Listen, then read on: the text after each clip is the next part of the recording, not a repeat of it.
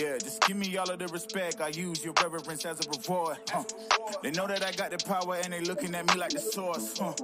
Take my throne, boy, stop that. I'm on my hill, can't top that. You take this L, yeah, rock that. You know.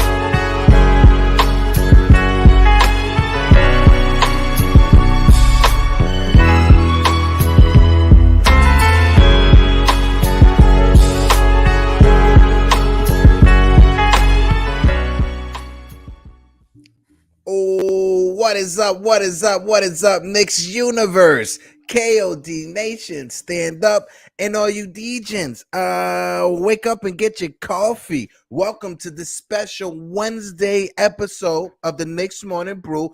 I am chilling with my man, my guy, Pots and Pan, Phil Porto, and the boss and the legend himself, Jiggaman Porto. Brothers, what it do, baby? Chilling, bro. Jiggaman, I think you're muted, baby. Yeah. You're muted, baby. First you came in with all that energy. All right. First of all, I was starting to say, if everybody could hear the crap that this brother of mine was talking backstage before the show, like we almost had a stepbrothers moment. I was like, no, you called me Hawk. I was about to walk out. All right. Yeah, I almost got fired. Fudge nice. Fudge nice. What it do, baby? Go. Game Salute. day. We are in the building. Salute. Pudge. What it do? Yo, Phil? We got our boy Julito coming on the show today. We're going to sample that new album that drops on the 16th, right? We'll check when he gets on here, but, we're going to be able to sample the album, talk Knicks, of course, because we got a game tonight, fellas. Oh, yeah. But we got a game. There's rumors going crazy out there in the world, but yeah, we got a game tonight. Super excited about this episode. Shout out to Julito for taking his time and allowing us here at the Knicks Morning Brew, allowing us on our platform to play some of his music before anybody hears it. I'm super excited about it. I can't wait to hear some of this album. Yeah, man, I'm pumped. And if you guys are watching and you don't understand the correlation between Knicks and Julito, and you just know him as the actor that he is a very, very active man when it comes to the Knicks fan base. Yes. His guys, they have a great, space that they do on Twitter, KCDA. So every time there's a game, typically around 12:15 that next day, they're in those spaces just grinding, talking Knicks, and they stream it to their podcast. So there's a huge correlation, and with his love for hip hop and our love for hip hop, it was just kind of like the perfect mix of doing this episode. So that's why it's a special episode. Don't hit us up if you're an artist all the time and be like, hey, I want to do a live stream. Probably not going to happen. And KCDA, right?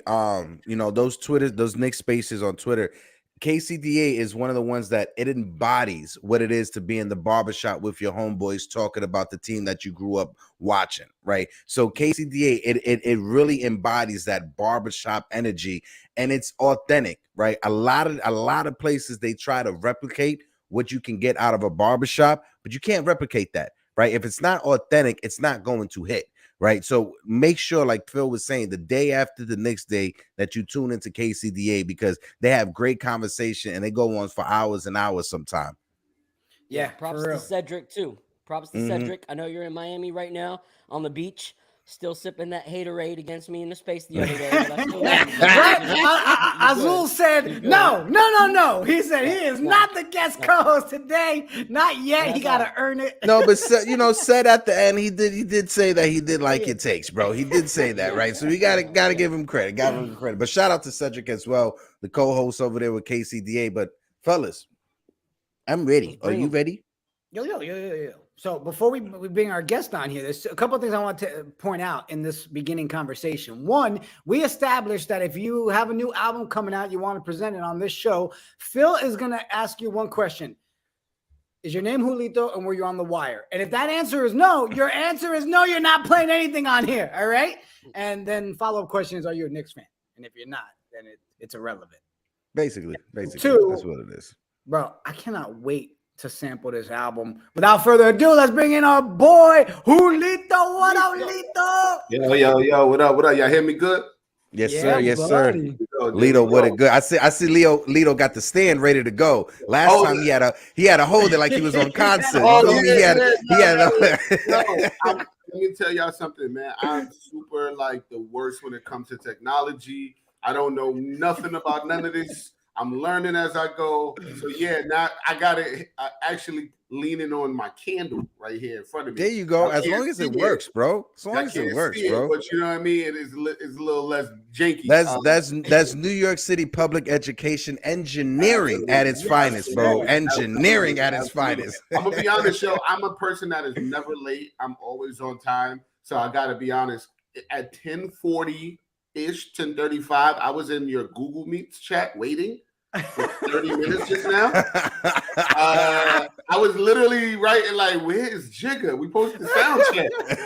So I apologize because I wasn't clear. I've had a very crazy last week. So I'm not a person that's late. So I want to make sure y'all knew that. But no, you're good. It's funny too.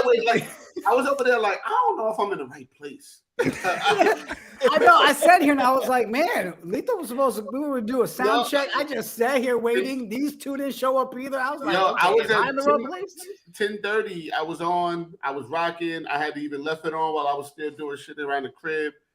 I was like, I don't think this is the right place. I hit it from the calendar alert. Yeah, gotcha.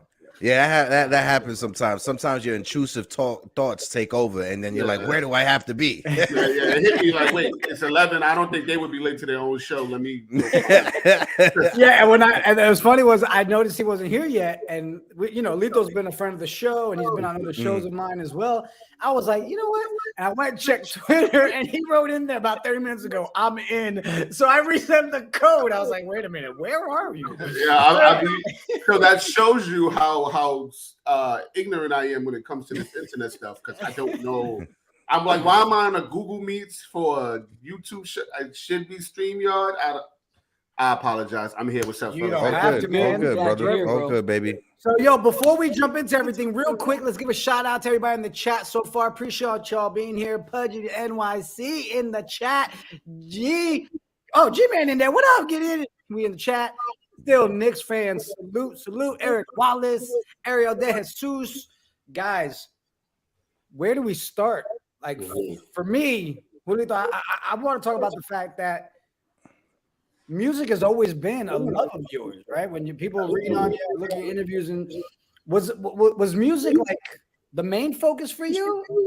Yeah. Like how did that? Yeah. So music is just it was all throughout my life since a child, way before acting. My mom, this was the era of like the little Bow Wows, the little Romeos, all of that happening at the same time. So my mother just was always that type of person that was like, this kid is different. This kid is not like the other kids in my projects. I need to figure out how to make him a star because he has the qualities. So music was like the first thing. But this was back in the day where we didn't know necessarily how to go into that world, because you didn't know if you didn't have a connection with a studio. This is different than now. People creating their own studios in their kitchen and their living rooms. Mm-hmm. Back in the day, if you didn't have access to these studios, it was you couldn't make a record. And so we started dabbling and dibbling, and my mom was figuring it out. But once I started acting, I started dancing first. Once I started dancing, that kind of took off to where I had to kind of put the music to the side. But then once the acting started, I had to put everything to the side because, like, once I started acting, once I went on my first audition, I never stopped auditioning. And auditions used to be like 4 or 5 times a week, right? Sometimes twice in a day. So, it became too crazy, but music was always there. It's always been in my heart, from DJing to doing records. Honestly, I probably have like 200 unreleased records out there. Some, you know what I mean? Like, from different various studios. I lived in a studio at one point, like literally it was in my crib. So I recorded hundreds of records that throughout that year. Like I've always had records. It's just I wasn't ready to put them out. You know, the perfectionist in me, the just always trying to make it right. And then I realized, yo, there are people who have dreams and they sit on it so much, and then no one else is affected by their dream. You know, and not to get all deep, but I feel like our dreams aren't for us. You know, like whatever it is you're really, really good at that you can do, especially if it's on a creative tip. If you're not giving it to the people, what sense is it to hold it in? You know, it's actually selfish. So I realized, once I started getting in the studio and making these records, I was like, nah, bro, these records are too good to not put out. So hence, here we are with Legendary is the option dropping tomorrow. That's dope. One of the questions that I have, and I'll throw it over to Phil Jiggaman right after this, is because you brought up the three things that you grew up doing when it came to dancing, when it came to music, and when it came to acting. Where was, and shout out to you for being a trifecta. You know, you gotta wear that crown and just run with it. Not so much at dancing anymore. So I'll say screen. Hey, come on now. He had to stop me real. He had to stop me real quick. I saw you get sturdy on TikTok, my guy. Exactly. He was on TikTok to that Buster beat, right? He was ready to go yesterday. I lost. Listen, I don't have two left feet. I can always put a step together, but that was 150 pounds ago. And you know what I mean? I ain't got it like I used to. Nah. But when was it that, you know, the decision was made that acting was going to be the lane that you focus your craft in? You know, like good. You know, I was gonna say it wasn't even a decision. Honestly, it wasn't even. Once I got it, it's crazy. I was a dancer. Then we met a guy who had an acting agent. He was like, I could set up a meeting with y'all with my agent. I went to that meeting, and the very next day, before I even signed the deal, they started sending me out on auditions. So it was like I didn't even have a choice. Honestly, it was like, because you have an audition Monday at noon. Be there. You have an audition. It became out of our hands, and before I knew it, I'm auditioning, like I said, 4 or 5 times a week. So it wasn't even a decision. It was just acting, especially at that time, was just like a lot. You know what I mean? And I booked very easily, like honest, and it sounds kind of cocky. It's not though, but I started booking like almost within the first month of me auditioning, which is crazy.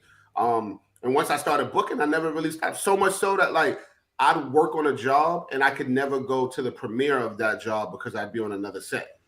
So like I had been working maybe 5-6 years prior to The Wire, but The Wire was the first premiere that I ever went to for a job I did. So I missed like the Miracle Boys, the Wool Cap. I missed Killer and the Bees premiere. I missed all those premieres because I was on the set of something else. That's how much it was like it was moving, you know? That's crazy. Yeah. That's crazy. Yeah. Phil, I know you had something. Go ahead, bro. Yeah. So I don't know if you guys know anything. There was like a big trend going on, talking about like personality types, and like me, what they call an Enneagram 7, which is like the kind of person that just wants to experience life.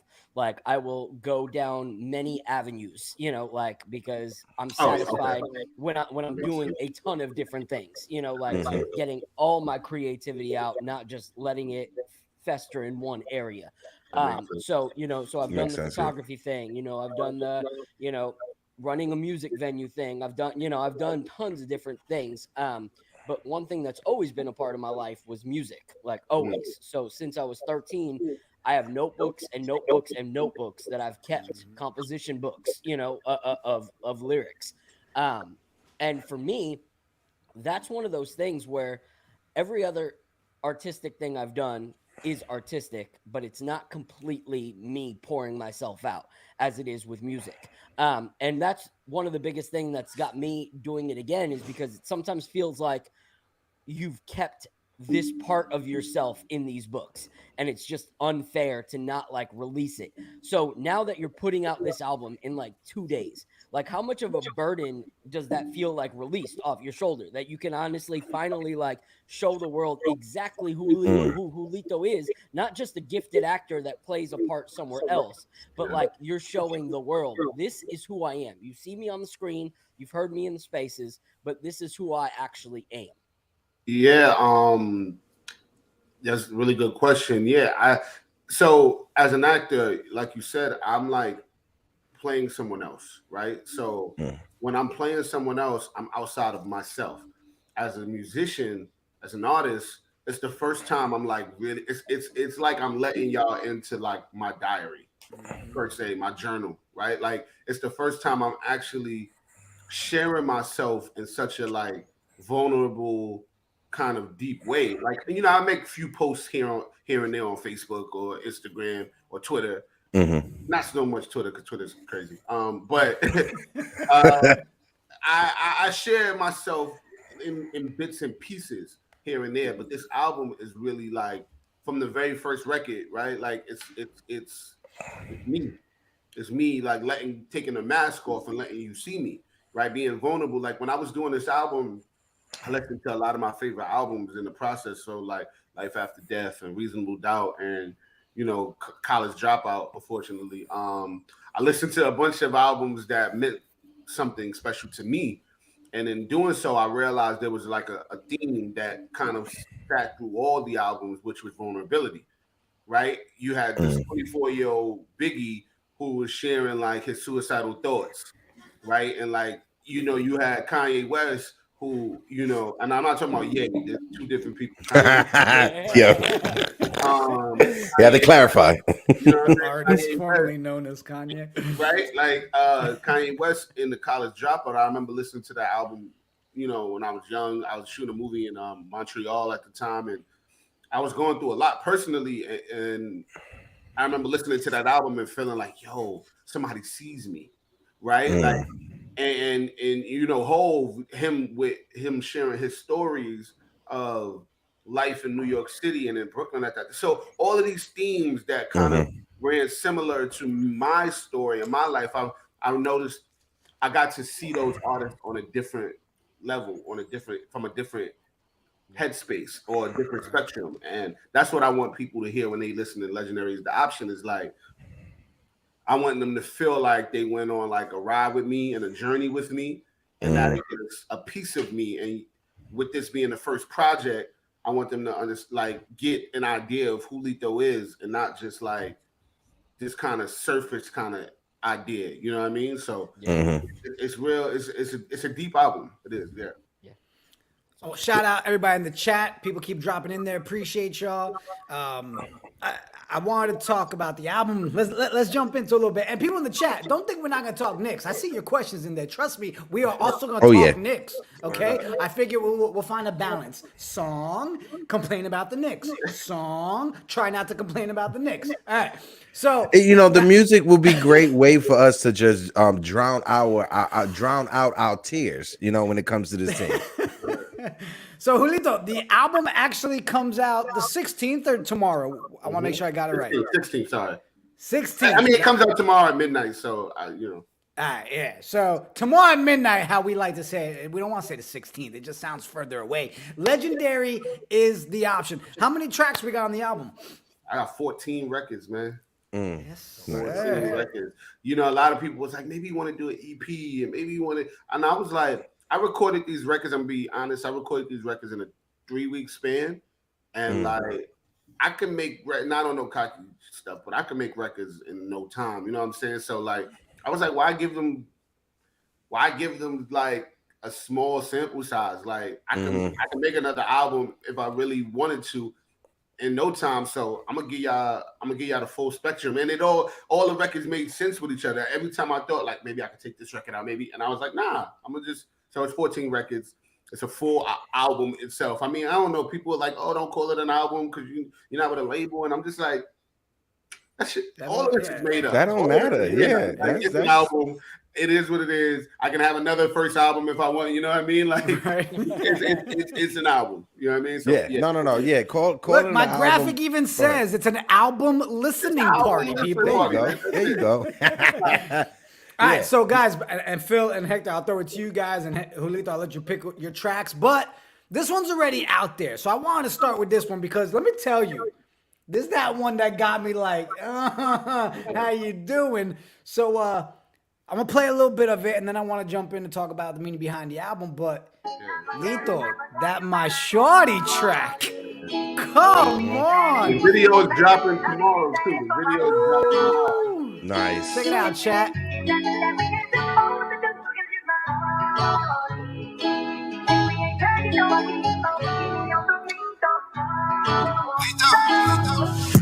I hope you can keep a secret, cause it's been quite some time since you and I've been creeping. And if your man call, put your phone on D&D and don't worry about nobody else tonight, it's you I'm seeing. You not my girl, I'm not your man, but the bond is special. We've been kicking it for real ever since I met you. I know your man treating you wrong, you can stay tonight. I got some wine, cooked food, and a candlelight. Yeah, you right, we kinda bugging to be doing this, but for real, when I'm with you, only you exist. We got a different vibe, shit you can't explain, and not to mention you be flying in them soul planes. I'm just saying, you kinda make me feel like cuffing you. Not gonna lie, I don't be really feeling this comfortable. I'm like meth, you like Mary, yeah, you all I need. I'm not your man, you not my girl, but you my shorty. Come on. And he gave you the Mary and the meth line? Oh. You got to. And what's ill about it is the video that's dropping tomorrow is it pays homage to Mary and Meth, You All I Need video. Nice. Yeah. So that's my record, man. I love that record because like I want to make records that give you that nostalgic feel, right? Like when you heard somebody's album back in the day, it was like a moment. It was like, you know what I'm saying? Especially if it dropped in the fourth quarter, you was like, oh, it's game time, right? Like when Hove dropped, when X dropped, like it was moments. And on those records, they gave you a bit of everything. You know what I'm saying? And they gave you, whether there was some storytelling, whether it was, you know, that real bar heavy records, or it was like some record for the ladies. You know, I was talking to a person once and they was telling me like, as an artist, you have to make records for the person in the driver's seat and the person in the passenger seat. So whether that be male, female, whoever's driving, right?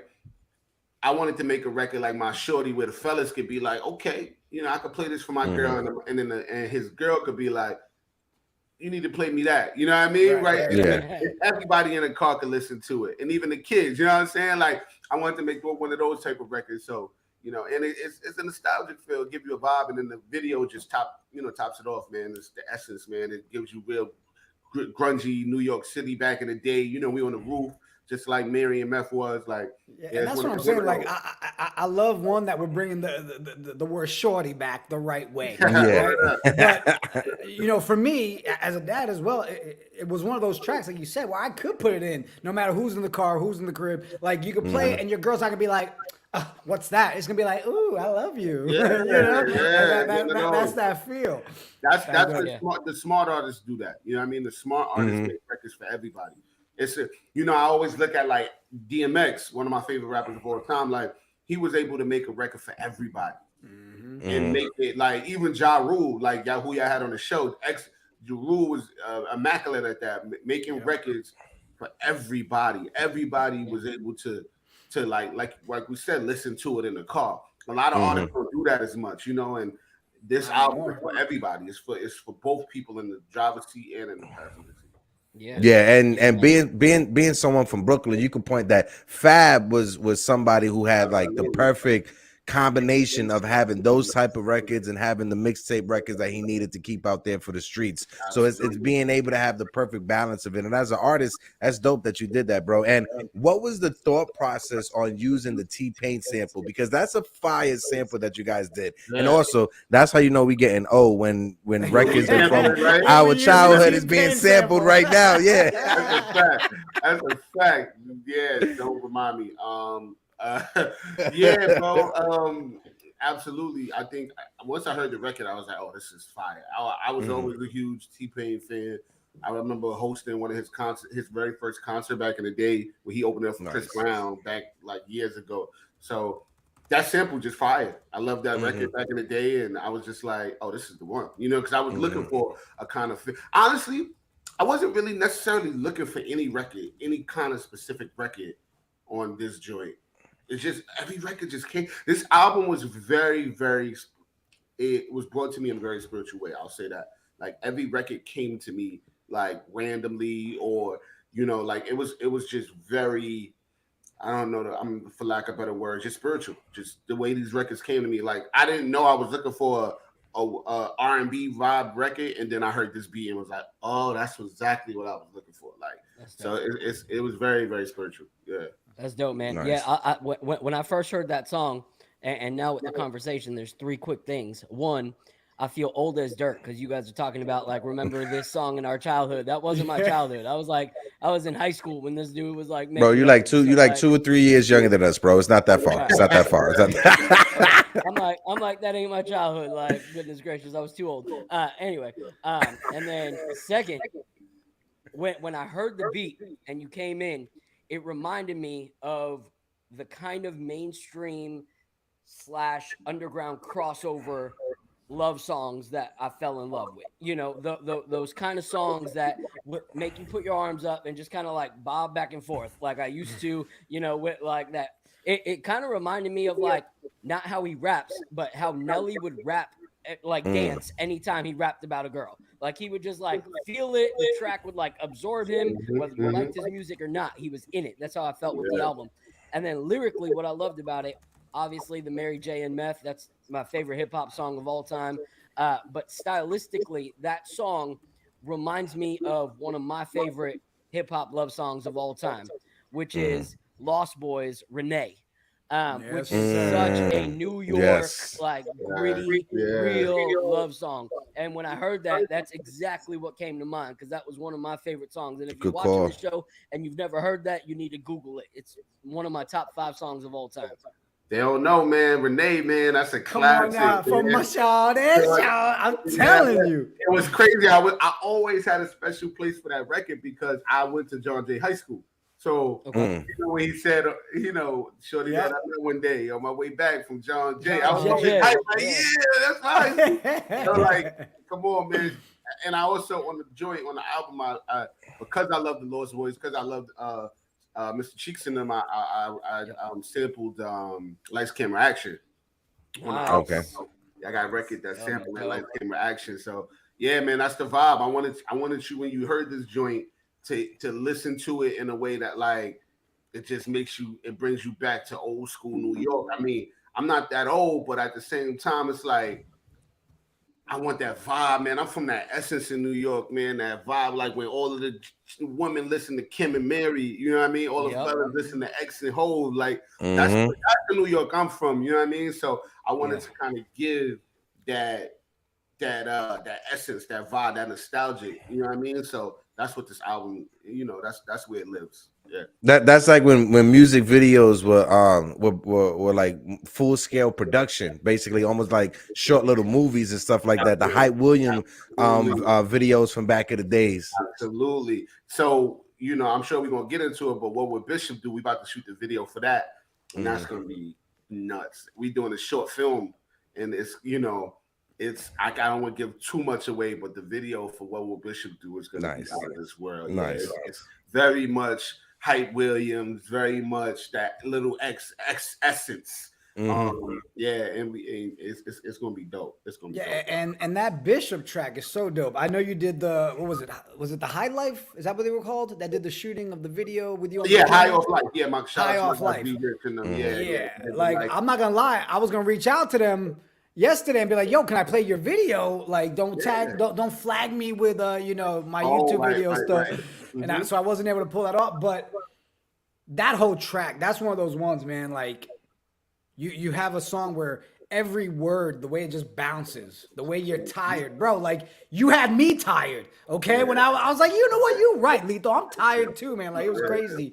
All right, let's play some more tracks. Before we do, shout out to our sponsors for the show today, Phil. Shout out our sponsor, and then I'll play the commercial real quick, and we'll jump into some Knicks talk and a couple more tracks. Cool. So shout out to Homage. They sponsored this episode with their giveaway. Thankful for all of you that retweeted it, that, you know, tagged people in it, that followed both us and them. We will be announcing that towards the end of the episode. So we thank you guys so much. Continue to like support them. Like, whether you're a Knicks fan or any other fan, you should be a New York fan regardless, as long as you're not a Net fan. But you can purchase all of your gear. I am petty as can be. You can purchase all your merch from them, any sport, and it's just top quality. So yeah, let's get to the next track. Yeah, so I made another one of these. You've been talking about, the Hoes. You've been talking about the Waynes, like guys that inspired you, which made me think of that track that you had right here. Just amazing. Just amazing. Just amazing. Ooh, boy. Let's sample this one real quick for them.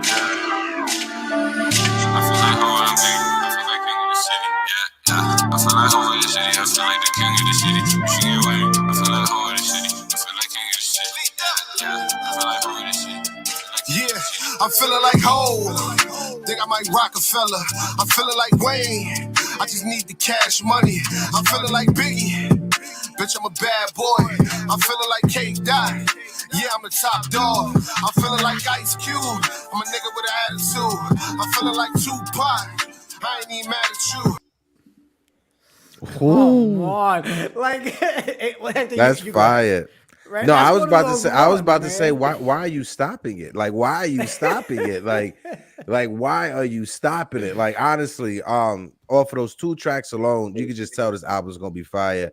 The way that you pick, what's the process when you're picking your beats? Like, what is there a certain vibe that you're going for? Is there a certain sound you're going for when you pick your beats? Yeah, so not necessarily. Honestly, I've always just been really good at like picking production. Honestly, it's just always been like a gift I've had. But with this record, I was like, I'm from Brooklyn. The drill scene is popping right now, and I wanted to like kind of pay homage to the drill scene, but without being like a drill rapper, because that's just not me. I'm not gonna be on there talking about ops and all that. I wanted to make a record where I feel like that inspires you in any place you are in your life right now. Right? Like you don't got to be a rapper to want to feel like Hov. You know what I mean? You don't have to be. You can be a content creator. You can be a podcaster. You can be a 9-to-5 or just out here getting it. You know what I mean? Like I wanted to make a record that like motivated me, that motivated people, that made them feel like, yo, let me get on my, you know what I mean? Like that's the kind of vibe I wanted to give what I feel like. A record that, like when all these albums, these great albums, they always had at least one record that made you feel like you was on top of the world, no matter what your circumstance was. So I feel like that was the plan with that record. Yeah, man. And what I love is we're in the era, and there's nothing wrong with it. Everyone's got different stylistic, preferences, but we are in an age of the double time rapper. Like it's just, let's see how far we can flex. How fast we can go, how many words. And that was dope when Twista first started it, but now it's like repetitive, and like some people use that as a crutch. But my favorite stylistically is Biggie said it best. My slow flows remarkable. Like that your whole approach of like even in a double time type beat, like being able to just like sound like you're kicking back your recliner with a cigar in your hand, like, yo, I'm gonna freaking straight up just be a Don on this beat and like just keep it chill. Like it reminds me of like all those favorite movies that have that one moment where they feel like, all right, I just went from boyhood to manhood, and then like you see them like walking down the street and it's just like slow-mo. Like that's that kind of track where that person just feels like they've achieved something and they've gone somewhere. So yeah, when I first heard that track, my mom was pretty cool. I appreciate you. This album is like a coming of age story. Honestly, it is. It's definitely a coming of age record. I sent, Jigga a few like records nobody've heard.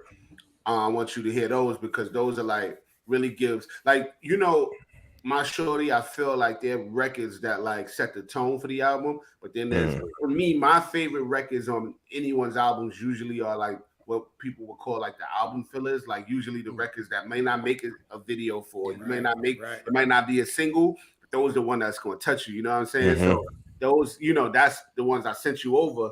Like I really want it's a full album, you know what I'm saying? It's not just a bunch of records for the radio, it's not just a bunch of records that's going to be like, all right, this is catchy. Nah, like I'm like the goal is to make records, and I think we'll accomplish that. Yeah. Well, I'll tell you, that last one, I feel like that's the one that makes me pour a drink. That's it. Okay. That one's it. That one's like, it. Oh, I was pulling out the S on my chest. Yeah, I want you to be able to run through a wall after you hit a record. You know what I'm saying? I'm telling you. You know what I mean? And if you don't mind, play the records a little longer. I mean, I know we on a time constraint maybe, but I'm chilling. So y'all can play the records. You know what I'm saying? That's copy. Well, then in that case, let's start with this one right here, Lido intro. Down with that one? So that's just how it's labeled. But this is the intro of the album. It's called Legendary is the option. This is how the album starts. I wanted to. No one's heard this record besides like people that heard me record it. So this is the very first time this record is being dropped. Nice. This is how the album starts. Yeah. Check it out.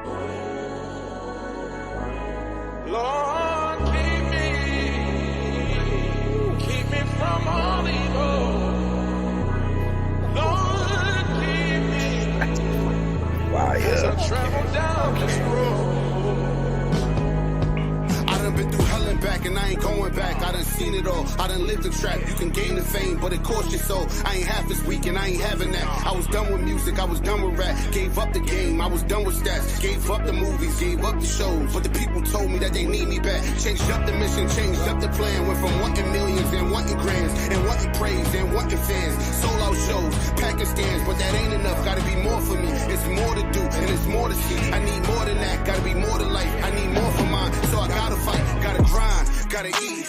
And we ain't trying to settle for defeat. Watch your friends, cause they snakes. They gon' take from you, they gon' leech. Stay motivated, stay focused. If God gave it to you, then you chose it. You ain't never done, you ain't broken. I speak life to you, so it's spoken. Take it from me, I was down bad and I lost it all. I was down sad, but was down there, gotta come up. Gotta find your path like a new truck. If it's up from there, make sure it's stuck. Work too hard just to give it up. We ain't letting up, ain't no quitting us. We gon' ride this shit until the wheels combust. Never bend, never fold. Make sure to stay down on your toes. This a marathon, not a sprint. Get on your hustle shit like you knit. Ain't nothing smaller, you think big. Better die trying shit like you fifth. Ain't no giving up, ain't no stopping. And legendary is the option.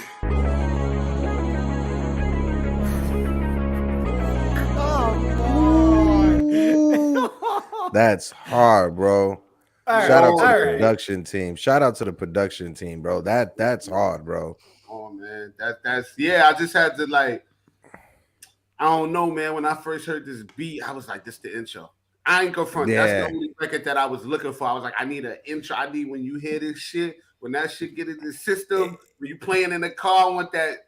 It's got that cinematic. It's got that cinematic feel to it, right? Like you. It almost ends with like the guy from 300 kicking the dude into the right. That build up was solid. Absolutely. Then I wanted to go on there and speak something from the heart. You know what I'm saying? Letting people know, like, I was down. You know what I'm saying? I was down bad. But what goes, you know, like what goes down got to come up. You know what I'm saying? You got to find yourself you gotta find your path like a new truck. Like I wanted to make sure people knew, like, we're gonna go on a journey on this album. It's not gonna just be me on there talking slick. You know what I'm saying? We're gonna be on here really going through the journey of my life up until this point. So like, yeah, I think the intro had to be special, and I think we accomplished that. Yeah, you got it. If you're looking for that perfect intro to like catch the listener's attention, that's it right there. Because once that joint dropped, my attention span. I got ADHD, so my attention span be all over the place. But once I heard that, bro, I was I'm focused. I'm in. Yo. So two things real quick before we go to that next track. What I love about it is the honesty. You know, like a lot of people, especially when you watch Hollywood, you know, like that is your goal. That is your aim, to be that success.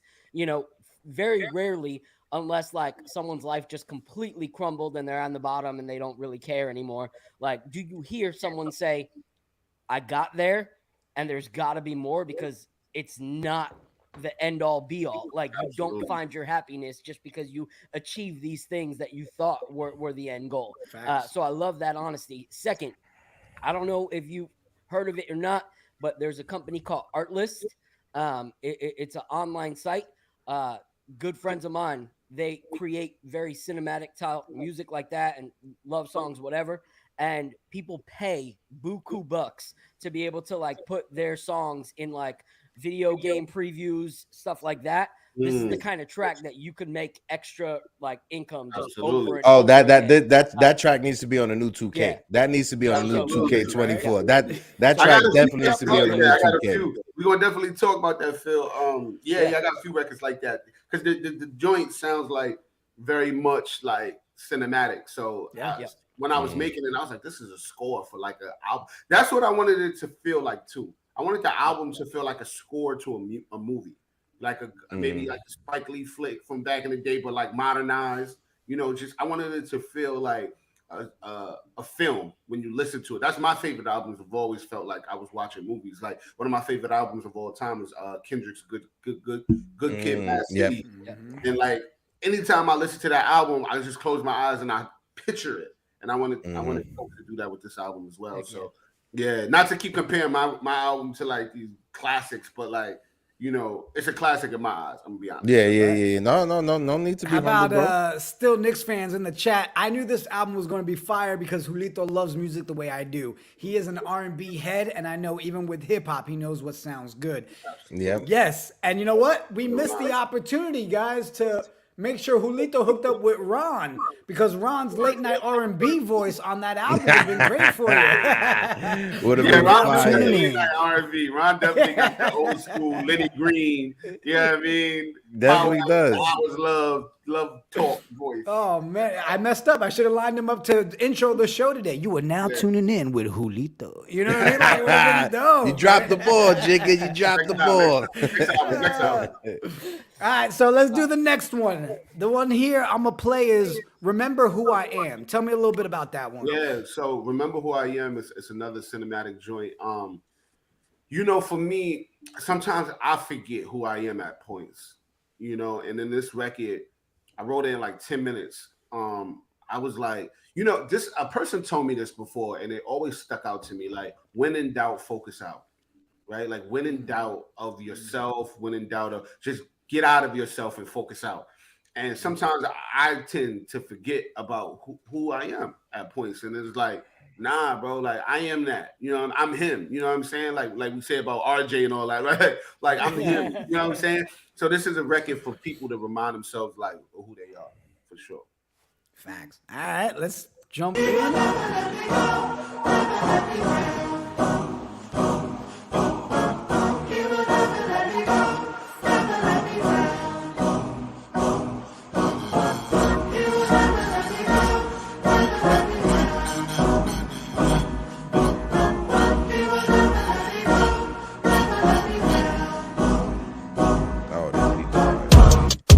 Just a legend in the making. The one that didn't quit and tried to get all that been taken. Just an artist with a gift that's been living in the present. I've been living in this hell and trying to find my way to heaven.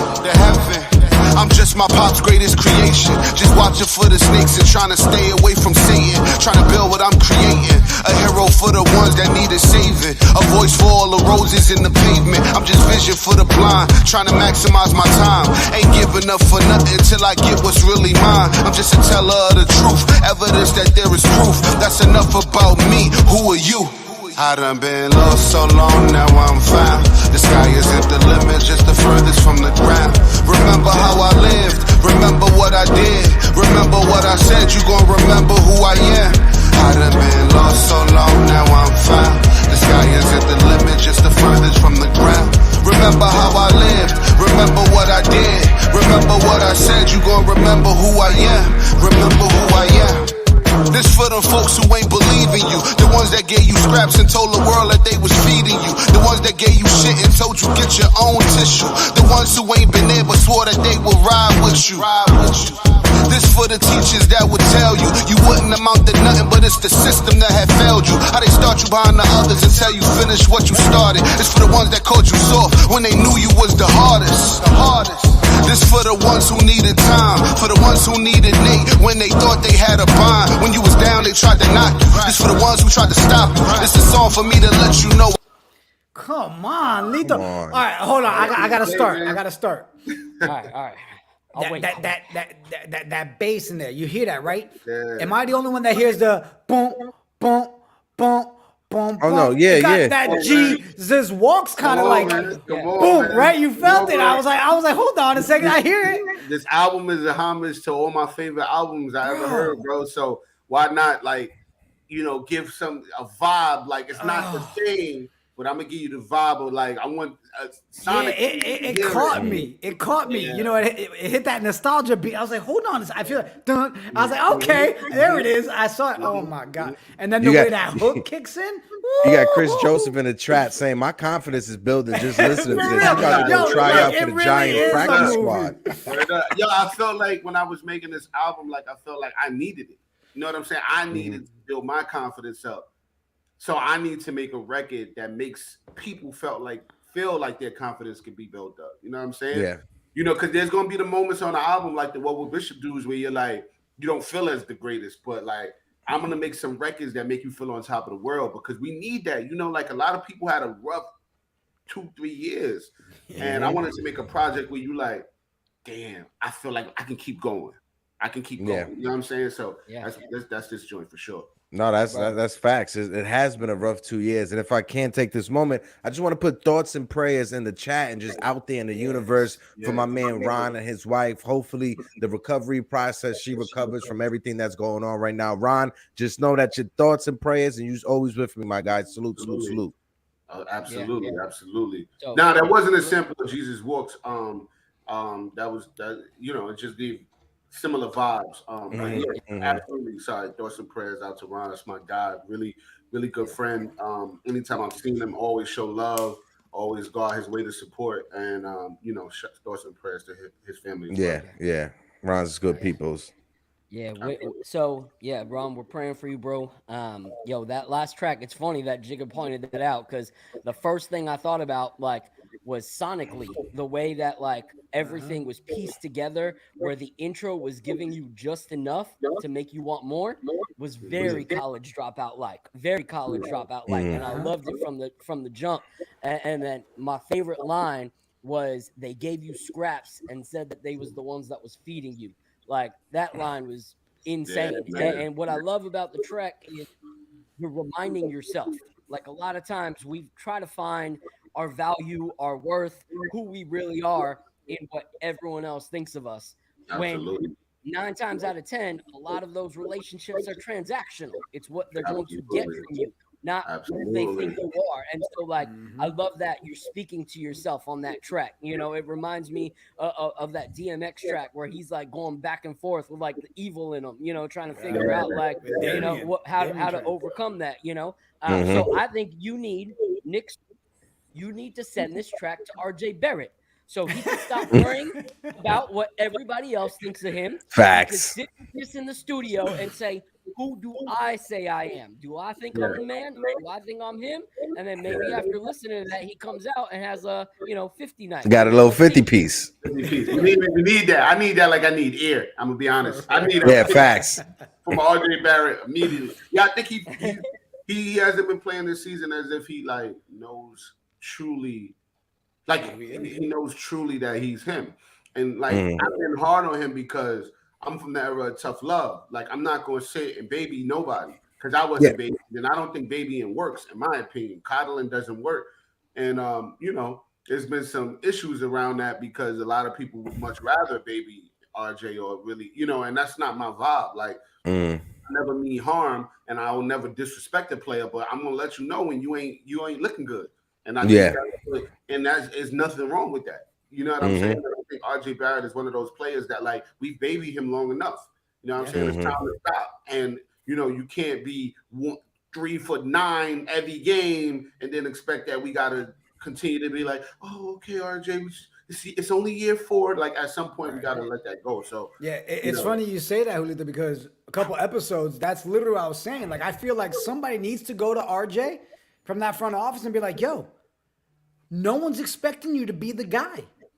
We know what we have. We have you on this team. We know you can be a major piece. Just go play basketball.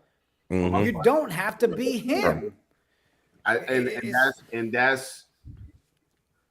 it's happened. I'm gonna be honest. I think it's happened. It takes time for a player, though, in my opinion, to kind of transition from rookie mindset and trying. And if I make a mistake, it's going to be okay.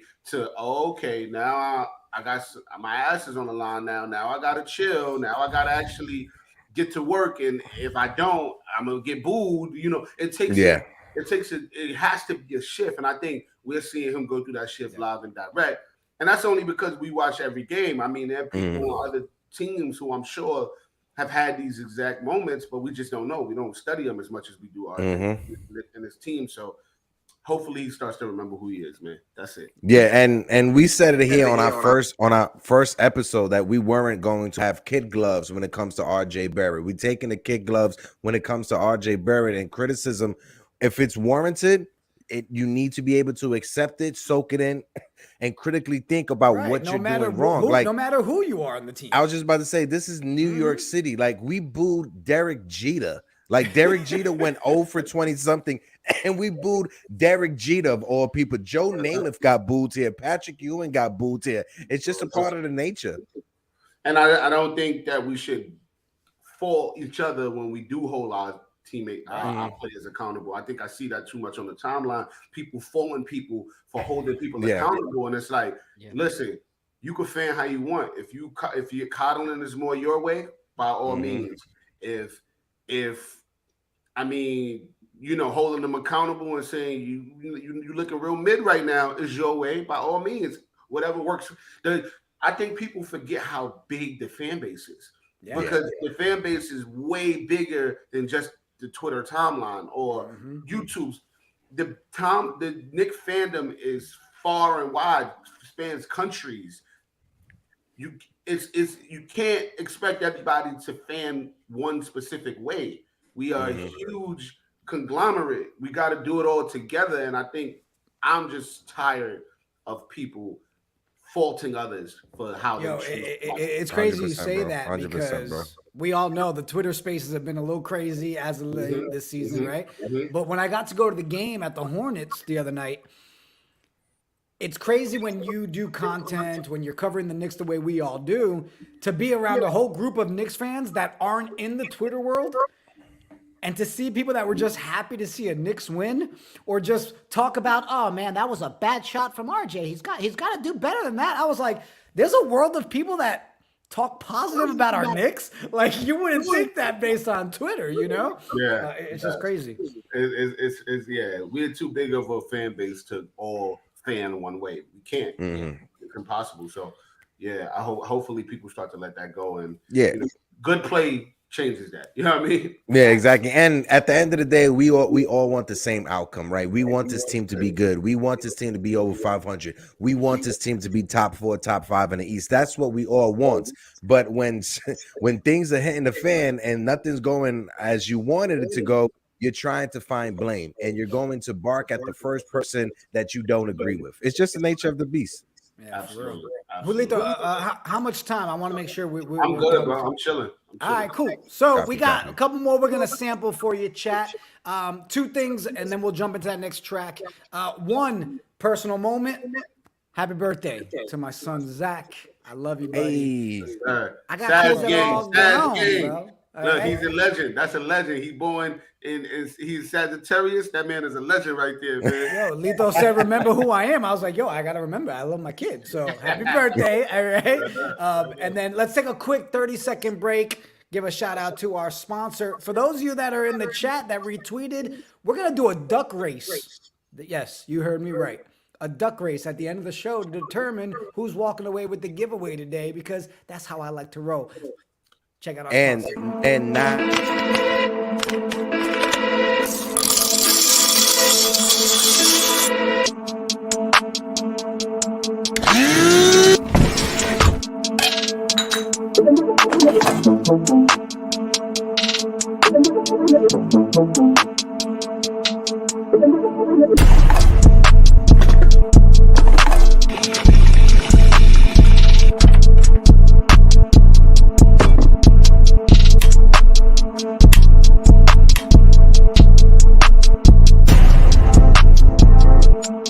What it do, Knick Nation? What it do? KOD Universe, stand up. And all you DJs, wake up and get your coffee. I'ma slam on these goats like I'm John Starks. I'ma slam on these goats like I'm John Starks. I'ma slam on these goats like I'm John Starks. I'ma slam on these goats like I'm John Starks. Yo, why Blood of the Panther gotta write my duck? Gotta be Blood of the Panthers. That's my guy. That's my guy right there. Appreciate all I was going to say. I cut you all off. I was going to say before you cut me off was you talking about it's duck racing, and it's not just regular duck racing. It's rubber ducky racing. All right, so get ready because the rubber ducky racing will help us determine who wins this giveaway. Yes, you can't stop. You can't cut me off when I'm trying to drop the rubber ducky stuff, bro. I felt so bad too. I was like, ah. All right, so let's jump into the next track here. What do we think? We go in with Breathe? Yeah, let's go with Breathe, man. Yeah. Let's go with Breathe. This record, I just wanted to talk my shit on it. I'm gonna be honest. Ain't real much thought behind it. I just wanted to show I can really spit. So that's what this record is about. All right, check it out. Breathe by Julito. She did say.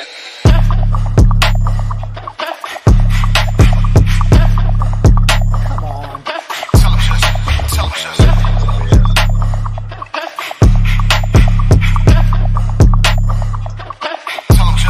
Tell him just breathe. Watch the whole world sweating like heat. Face card good, need no ID. I'ma need my space, I'ma need my feet. Tell him just breathe. Watch the whole world sweat him like Keith. Face card good, need no ID. I'ma need my space, I'ma need my feet. Tell him just breathe. Gotta kick it like soccer. Hottest in the hood, you ain't met a nigga hotter. They be madder than Max like the real top shotter. Word on the streets, I'm the real done data. Who you know do it bigger? Who made you than this? Who you know fucking with us? We the one with the shot. Who else you know that's in the picture? We the ones at the top. Who you know can stand with us? Tell a chick calm down when we get in the spot. To tell a nigga move around. I ain't playing the game. I ain't here to fuck around. When you hear speak up, I better never hear a sound. Bunch of pillow talk niggas, get the skirt out your ass. You niggas looking like bitches. It's the mob over here. You might be swimming with the fishes. Chef Curry with the shot. I'm like a chemist in the kitchen. I'm like the water in the drought. On the first to 15, I'm Steph Diggs with the routes. You ain't think I got game. I'm like Prince with the blouse. I'm like Jesus on my island, Denzel in my town. Tell me who got next, cause I got now. And we don't rest, and we gon' flex. We see y'all stress, cause when I walk by, she gon' break her neck. Tell him just breathe. Watch the whole world sweating like Keith. Face card good, need no ID. I'ma need my space, I'ma need my feet. Tell him just breathe. Watch the whole world sweat him like Keith. Face card good, need no ID. I'ma need my space, I'ma need my feet. Tell him just breathe. Come on. Hold on. Chris said last. it the best. Chris said it the best. No, I agree with Chris the Flash. Like me personally, I don't like a lot of new stuff that comes out. Right, I'm more of like I'm gonna listen to some Currency. I'm gonna listen to some old stack bundles. But these beats, bro, that you are selecting, bro, it's like you said, it's bringing me to my childhood, and it really is. And this one slaps, bro. Appreciate that. When I heard this beat, I was like, yo, that remind me of like old school Tim. You know what I mean? Timberland. Yes. When Missy and Tim used to get together and like it reminded me like you know those like I grew up on like them dance movies like those Step Ups and those you know those type of movies and it just gave me that vibe that I could be in a car. You need those records when you in the V when you got that 808 hitting. You are one of those records you driving by the club, you see the line kind of crazy. You want to the let out. Turn up the let out. You want to turn the record up and really show how your system really bumping. You know what I mean? Like I wanted one of those records, and also something for me to rap different on. You know what I mean? Something for me to rap on show them a different flow. You know what I mean? I want to show like I can really rap. Like so this record was that for me. Like I want to give you something different, and they everything will be on Spotify, Apple Music. Title, everything tomorrow at midnight. The singles are up there right now, but the full album will be available tomorrow at midnight everywhere. Nice. So make sure you guys at midnight. Make sure you guys at midnight. Make sure you download. Make sure you make this your favorite on Spotify right when that clock strikes 12. But I could see the video for this, right? I could see like you just in a dark like hallway and just the lights flashing, just the old school Panaroid just flashing as you coming down talking your ish, bro.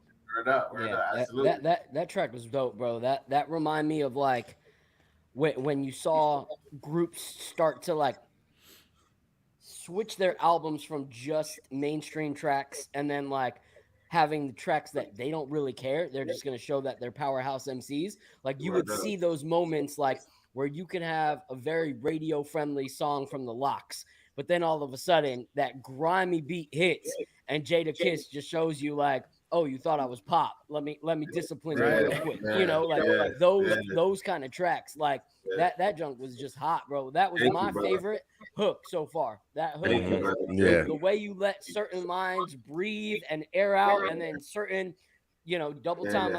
Yeah, you wrote that perfectly. Thank you, my brother. Thank so you. far, so good. Yeah, Yo, this is Blood of the Ponta said his take was these beats sounding expensive. Damn. Right. You got people in the chat reaching in their pockets talking about, man, that's expensive. But it's funny you made the Missy Elliott comparison, right? I should have gone first because that's literally what I was going to say. Like when people see the graphic, they don't see us backstage, but that was one of those tracks, boy, that instantly just had me have the hoodie up. You know what I mean? I was like, it just makes you want to, you know? Honestly, bro, when I made these records, I said, I want you to make the ugly face when you hear him, man. I want the ugly face. I want the ugly face when you hear it, because that's what I did when I heard my favorites. You know what I mean? Like, I honestly, yesterday I listened to Life After Death from beginning to end again. And I was just like, damn, like, you know what I mean? When I heard today's agenda, I got the suitcase. I was just like, and I've heard this record for 20 years. Yeah. But it's every time that it's just I want that vibe when you listen to the records. You know what I mean? I'm no Hov, but like when you listen to Lito, I want you to have that same energy. You know what I mean? Mm-hmm. Well, I gotta thank you, bro. Yeah. And one, not only just because you're letting us sample literally before others are right now. So much love for that. That's dope. Mm-hmm. But the fact that you're making my job easy, bro. Because could you imagine, guys, if he came on here and we played like 5 tracks already and like 3 of them were dog water and we were sitting here like, yeah. So thank you for letting me make ugly face. Hold up. You already know I'm about to blow up. Trying to fold more paper than a roller. I've been waiting too long. What's the hold up? Jiggaman, don't hurt yourself, bro, because you know we are past that age when we. I know it's okay. Let's pull. We be pulling hamstrings whenever we cough and stuff. I coughed and I ruptured my oblique last week. You feel me? Bro, I walked up the steps the other day. My kneecap still ain't good. You got that OB topping in your knee? That's what it is. You got that OB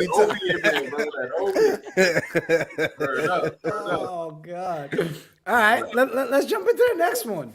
Unless we want to answer a Nick question or two, we want to take a Nick question or two, guys. I mean, I'm gonna say you want like 1 or 2 more, so we could jump into the next one. Then we jump into the next one. Yeah. Let's jump into the next one and then jump into some Knicks talk afterwards because we do got a game tonight. Is this Rookie and the Vet? Rookie and the Vet. Break it down. So this one, man. So my favorite rapper in the world right now is Ransom. That's personally my favorite rapper. Lyric-wise, I don't think there's many people messing with Ransom. So for Ransom to be a great friend of mine, and for me to have Ransom on a record, to me, it's like, oh, that's fire. I don't know. I just don't know personally if I could have got a better feature. I mean, of course, there's the greats, but for me, like to get a lyricist that is at the top of his game right now, out rapping everybody, like to me, that was special. And then I felt like I kept up with him. You know what I'm saying? Like, and I ain't gonna say like, you know, Ransom is Ransom, but I felt like I kept up with him the whole record. So yeah, this is Rookie versus the Vet, and this is I'm ready. I'm ready for this one. Play both verses too. Oh, so we're gonna let this one ride. Yeah. Check it out.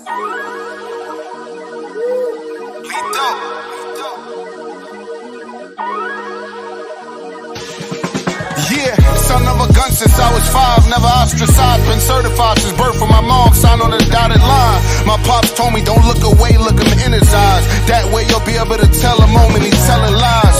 Always been a student, never felt the test, went to the school of hard knocks, and I always rocked to wear the best. Just look at me, you could see who next. Always one step in front of the others, been growing green since a chia pet. I saw the gleam, only seen baguettes. I dreamed of the cream that these features get. Broader bands like Ethernets. I learned the game from the street religion. It don't take much strength to pull a trigger. Try getting up and work for a living. Lorenzo told me that, move it like they owe me back. I want every dollar, every piece of pie, every single stack. Coming for mine and I don't care who got it. Give me the biggest profit. Point me straight to the plug like I'm missing a socket. This shit for real, nothing funny. Can't believe what these paupers will do for money. Be they will sting you to get to the honey. That shit crazy, sorta like when Name and Move with Bunny.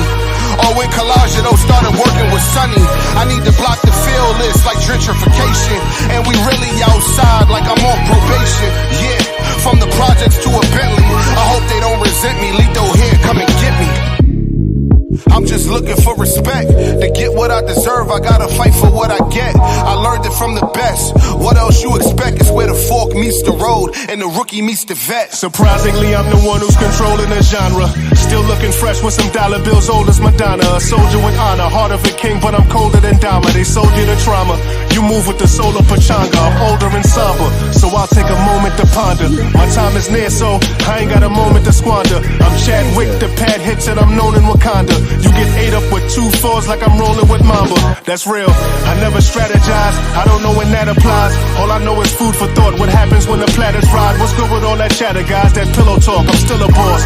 Put an M on the Ravens, make sure that the Steelers lost. Know how to take a bigger loss. You niggas soft, intercourse. Don't wanna hear your bitter thoughts and all your pointless points you trying to get across. That just makes you insecure. I'm just trying to tip the Porsche, cause I don't play them old games. Fake punch and flinch you lost. They dump and hit the floor. Jake's come and hit the door. See you at the arraignment. I heard it through the wire, heard all them names that you naming. Wire, naming, they don't even know what I'm saying. I'm displaying a different level of saying. That's a reference to Goku. My vocals precipitation, brainstorming, flames forming. He ain't know it was raining until it rained on him. And they ain't know I was changing until I changed on him. It's first down for the rookie, let's move the chains for him. To get what I deserve, I gotta fight for what I get. I learned it from the best. What else you expect is where the fork meets the road and the rookie meets the vet.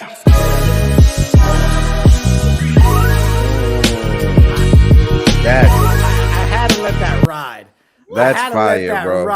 That's fire, bro. Oh, I would have kept going. First of all, when Naaman moved in with Bunny, I said that shit crazy. Like when Naaman moved with Bunny, or when Collagio started working with Sonny. Yeah, you know what I mean. Come on, Bronx Tale, like. I'm telling them I'm really like that, man. I'm really like that, man. Yeah, no. That was fire, bro. And then the ransom verse, get it, wire, name it. Like anytime a rapper drops a Goku bar, I lose my mind. Anytime a rapper drops a Goku bar, I lose my mind. A different level of saying. That's just a reference to Goku. Oh my god, when I heard that, I said that Goku dollars as old as Madonna. Oh God, that was fire. That was hard. I wanted y'all to make the ugly face when you heard the project. That's it, man. I was making that ugly face. When you listen to the record, that's it. That's my job there as an MC is done. You know what I'm saying? That's what I always felt when I heard Illmatic for the first time. I was like 11. You know what I'm saying? I remember listening to Illmatic being like, this kid is 19. Like, how? Like, what? You know what I'm saying? Like, yeah, man. That's just that's what I attempted. Yeah, that was fire. That's vintage Ransom at his best, bro. Last time you was on, me and you, we both talked about, the love that we got for Ransom growing up in Brooklyn, him being a part of the street fam. And for years, I really thought him and Fabulous was brothers. I really thought that him and Fabulous was like blood brothers and stuff. Until I grew up and like, oh no, they're not. I thought he was more Fab's brother than Paul Kane, who is actually Fab's brother. Yeah. But that right there is fire, bro. Thank you, family. Yo, all right. I need everyone that's watching this and everyone that watches this later. As soon as I heard that beat drop and throughout the whole track, all I could think about is, there needs to be a remix. Because as soon as the beat dropped, I heard Hove and straight up heard Jay-Z In My Lifetime 1997 vibes from that track. Like, we need to from your mouth to God's ears, my brother. From your mouth to God's ears, my brother. let's do it. Like Let's that do sounded it. just like something that I could hear him with his In My Lifetime slow flow, heavy punchline after punchline remix. Like yeah, because when Jay-Z decides to dust off the microphone and drop a good 16 for you, the world stops. The world literally stops to hear that man and what he has to say. I just want to shout out Worldwide L in the building. My brother Worldwide Mayberry from For the Love of the Game. That's my man. Make sure you guys tune into my brother's Hard Will and L, because that's where I started before I got over here with my guys Jiggaman and Phil. Yes, sir. Yes, sir. We'll jump into the next one. I'm gonna stick with the whole fact that every track so far really is like a movie score, man. Like Lin-Manuel Miranda. If you ever watch this, I'm gonna clip this right now, sir. I'm gonna send this to you because you kind of look like Lin. You kind of look like Lin. Wait, let me do his face. Well, my whole pitch just went out the window. All right. I love Krista Flash being like, Jiggaman's neck gonna be hurting after this episode, boy. That's a good sign right there. All right, so let's do this next one. We've got Wait and See. Yeah, talk about it. This record. So I'm Colombian. You know what I mean. I'm not as in tune with my culture. You know, my dad. He was out. He passed away when I was 2 years old, and he was full Colombian. So I wasn't able to learn his culture. I didn't really know his family a lot, different things like that. But I wanted to pay homage to the Hispanic culture, you know, to let them know that I am Hispanic. You know, I don't talk about it enough, I feel, but I am Colombian, half Colombian, you know what I mean? So I wanted to make sure I had a record that paid homage to that culture and also to like, so it's a mix between like this Brooklyn drill culture and also the Hispanic culture. It's like it's like a good, you know, line, nice little intersection of it all. No, bro, I didn't know you were Colombian, bro. Don't play the second verse because the girl on there is a little too explicit for the you know what I mean? for the terms of service. Lito, give me one of these when I should stop. All right, but guys, he basically just said this is the track for this perfect Latino powered panel right now. All right? Yeah, so perfect. Let's jump in and check out Wait and See. We got another one.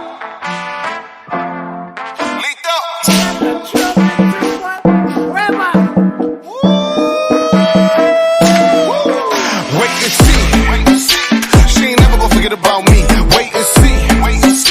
She ain't never gonna forget about me, wait and see.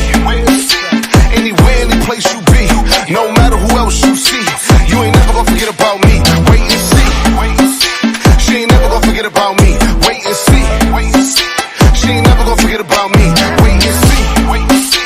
Anywhere, any place you be, no matter who else you see, you ain't never gonna forget about me. You don't know another nigga that spend the money I spend. You don't know another nigga that been the places I've been. You don't know another nigga that move the way that I move, that do the things that I do. Shopping sprees for you and your crew. You don't know another nigga that live the way that I live. You don't know another nigga with a crib that look like this. You don't know another nigga that'll break it back, make it beat. I don't ride no waves, I set all the trends. A different vacation every weekend. Wait and see.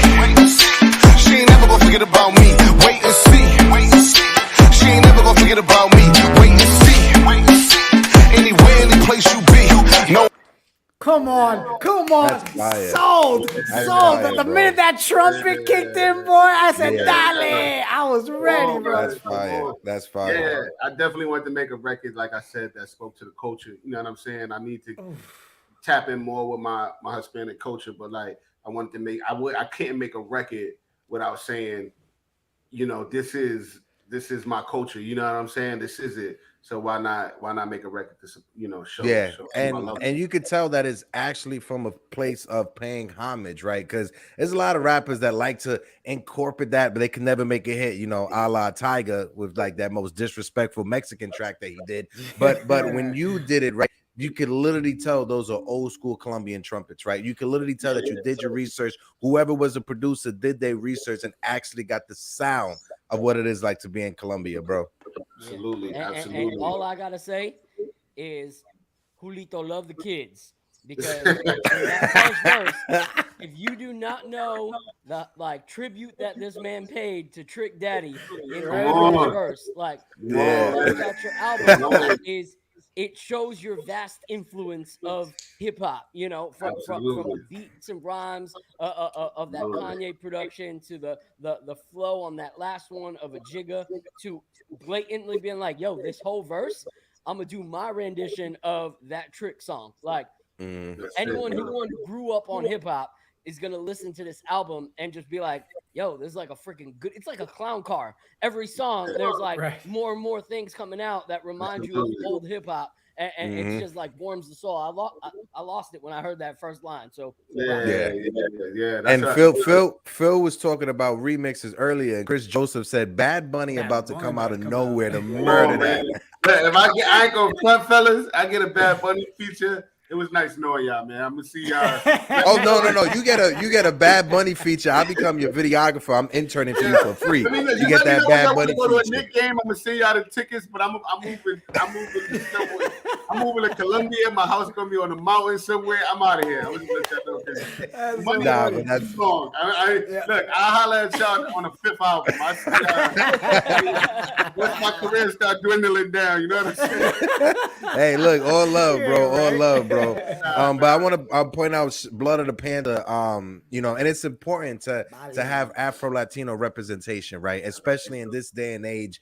Colorism and everything is just torn all ways. But when you have your roots, whether you're indigenous, whether you're Afro Latino, like you said, I didn't even know that you was Colombian, bro. Like that blew my mind out. And like you said, being from New York City or just being like half Latin or whatever it is, sometimes you lose the culture that comes with it, right? So for people to embrace it and to trace their roots back, that's something that, you know, passes of my life that I've been going through for the past 4 years. But Lito, I would say look into Indigenous People Day next year. They have a lot of Colombians that come through. It's around October, like Columbus Day or whatever that weekend. It's on Randall's Island. I think that'd be a dope place for you to pop up at. Okay. I'm gonna definitely check it out. So for me, you know, like I said, my dad passed away when I was 2. He was the first of his family to come to America. And you know, his family, they started to migrate here eventually after, but I didn't get to know him. You know, him and my mom, they had a very tumultuous relationship prior to him passing. So it was just a lot that I wasn't aware of, you know, as far as his family life goes. So to meet them for the first time in 2020 and to like be in a room with a bunch of people who looked exactly like me was like, oh, damn. Like, you know what I'm saying? It was very, very special. And yeah, like I said, the least I can do is just pay homage to that culture, pay homage to the people that like look like me, that you know, like the Afro Latinos out here in New York City who like they may not know their culture, but they love their culture. You know what I'm saying? And like every time I can just give a mild like some love towards my Colombians and Afro Latinos out there, man. That's the least I could do. You know what I'm saying? So this record is that to give you that essence, that vibe. You know what I mean? Yeah. What I love too is it has that focus like you want for Colombia, right? But let's be real. Any Latino that hears that trumpet sound, right? You got your Cubans with that Celia Cruz, right? You got the minute that trumpet kicks, you got that feeling. You're like, okay, and that's touching Puerto Rico, Cuba, Dominicans, right? It's just that's home for us, boy. You hear that trumpet, I don't know what it is. I drop the groceries, I start dancing in the middle of the aisle. Like, it have one of those feels to it, which is dope. Absolutely. Well, guys, look, we still got Lito here with us, so I'm gonna play some more songs. I ain't in no rush. The man said he got time. Can we play another one? Come on. I'm gonna give y'all 2 more. We're gonna do What Would Bishop Do? Then I'm gonna play the outro of the album. Copy. You know, I want y'all to steal a few more y'all ain't here. So when the album drops tomorrow at midnight, I want you to go run it back like this the first time you hearing it. You know what I'm saying? Yes, sir. All right, so you want to do Bishop first, right? Yeah, what would Bishop do first, and then we're gonna end with the outro. I thought I was Colombian for a minute. Yo, Al is a fool, bro. Al, you's a fool. All right, so let's talk about What Would Bishop. This is when I was talking about earlier, chat, where I got to see that video of him performing on the corner with High on Life. I gotta say it for what it is, Lito. Like, not just the words, and I know we'll jump into the lyrics and everything, but even that little video shoot, the way you were able to deliver the message and the passion behind it, like, was so dope. Kind of give us the meaning behind this actual track, man. Yeah. So you know, it's certain records that when you hear the beat, it just speaks to you. You know what I mean? Like I wrote What Would Bishop Do literally in like 15 minutes. And it just was, I really feel that's out of any record on this album, like What Would Bishop Do would probably be the record where I would say it was out of my control. Like I didn't write that. God wrote that for me. You know what I'm saying? Because it was every single word that I felt was so deep within me that it was just, I could have freestyled that record. You know what I'm saying? Like as soon as I heard the beat, I just thought, oh damn. Because I was going through something in my life where I was like, you know, I'm there's a lot of good parts of my life right now. But then there's those parts where you just be like fed up, like, God damn. Like, and anytime I make a record, I always want to feel like I'm not just going, I'm going to always make the record kind of unique in my way. And I said, I want to tell the record from the perspective of Bishop from Juice, because Juice is one of my favorite movies. And I wanted to, so this record is not necessarily my POV, but the record is from the POV of Bishop, not Tupac, but Bishop from Juice. So it's it's as if Bishop wrote an album, you know, and that's what this record is about. Yeah, so dope. Let's check it out, Bishop.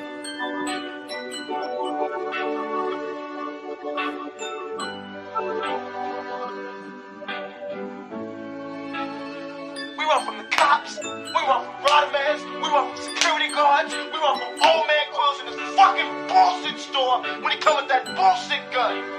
All we do is fucking run. Like I'm in a goddamn track team. What would Bishop do?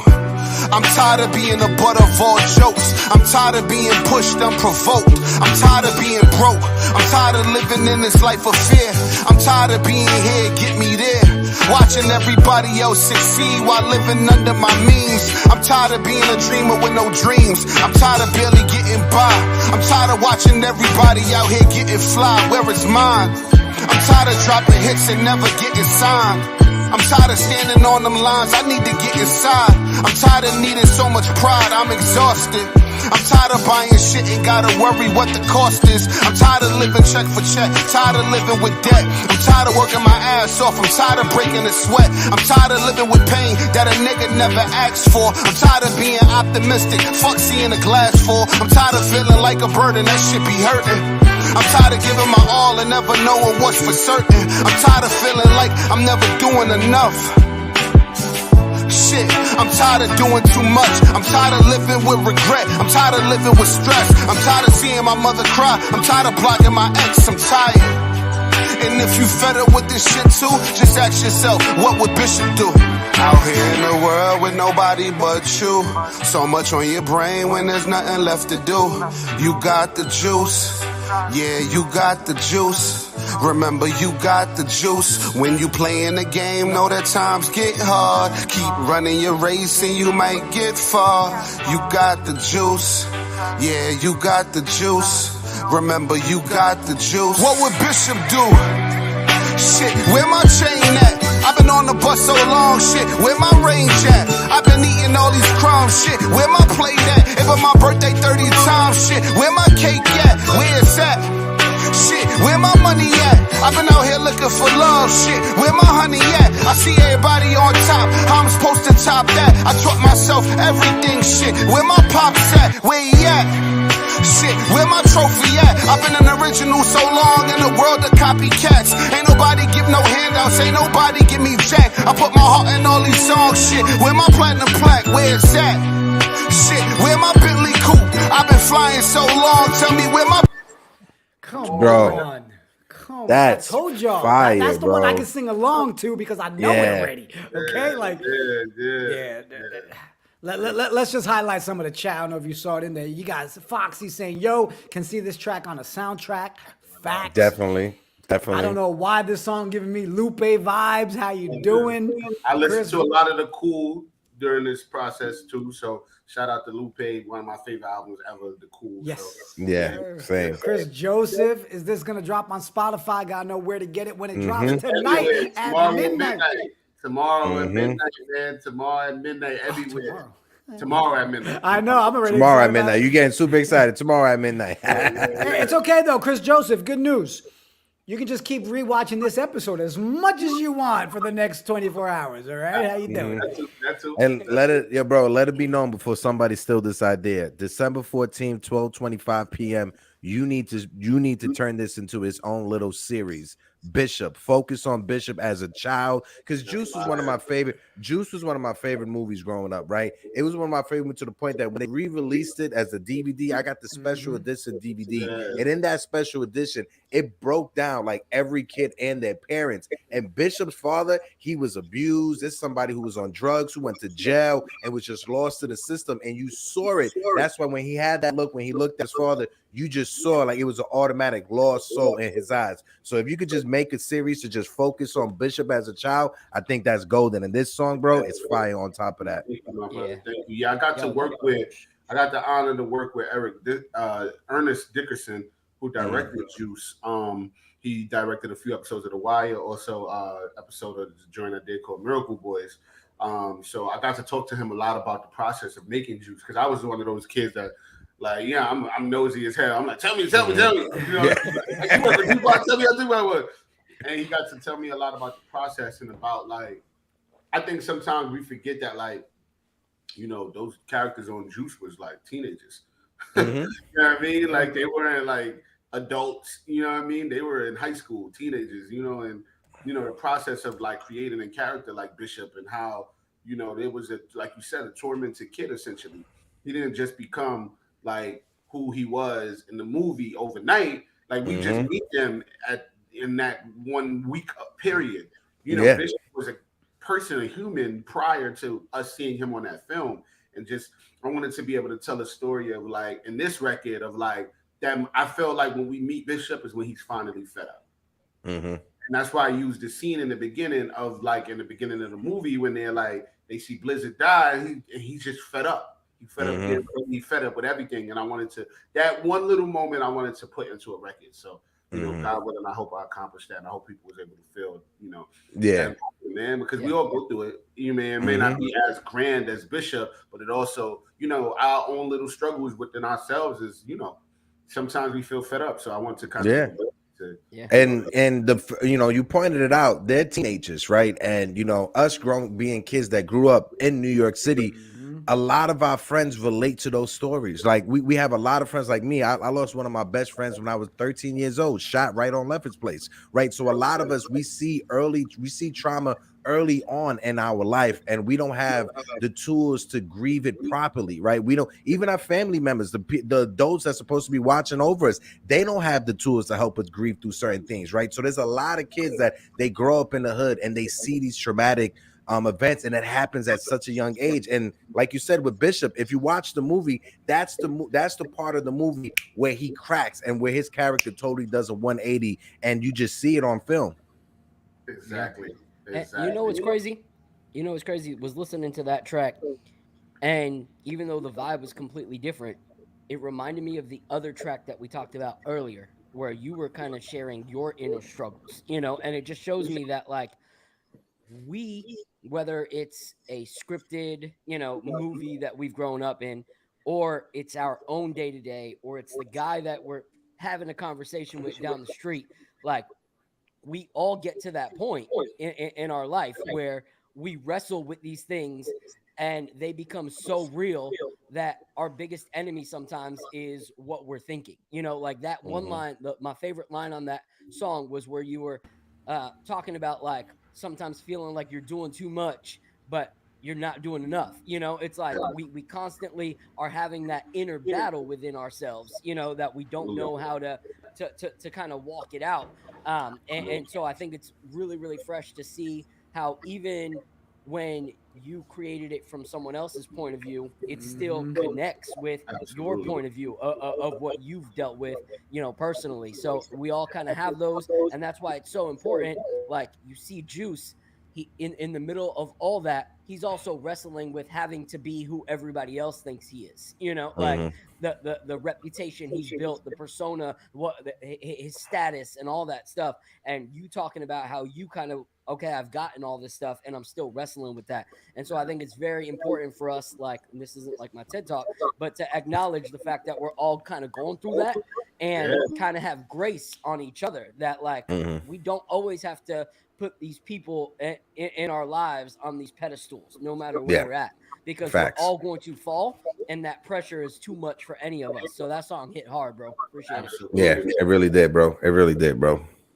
Absolutely. I appreciate that. Thank you for like understanding it. You know, it's sometimes hard with art. You know, you try to like pray people understand it. Yeah, I mean, try to dialogue with these conversations, whether even it's the podcast. Like I can imagine, y'all don't want y'all podcast to just live here. You want the conversations that ripple through the communities, through the folks after they listen. So the fact that you can even come up and decipher those thoughts from listening to the record, that you know. That's why I do this. That's why I make music. That's why I make art in general. You know, so yeah, even with my acting, I want you to leave watching a project I did and just start a conversation. You know, and I think you know that was my goal around this album. That is my goal with this album, to have it start conversations for sure. Yeah, fire so far. Look, fire so far. It's been almost 2 years now that we've connected. So I don't fluff and say things just to say it, right? Absolutely. No one will respect me for it. But my guy, you freaking killed every track that we have played. This album, and not because we're friends, not because you come on our show, but because it's not just songs that are just done to say, hey, I dropped an album.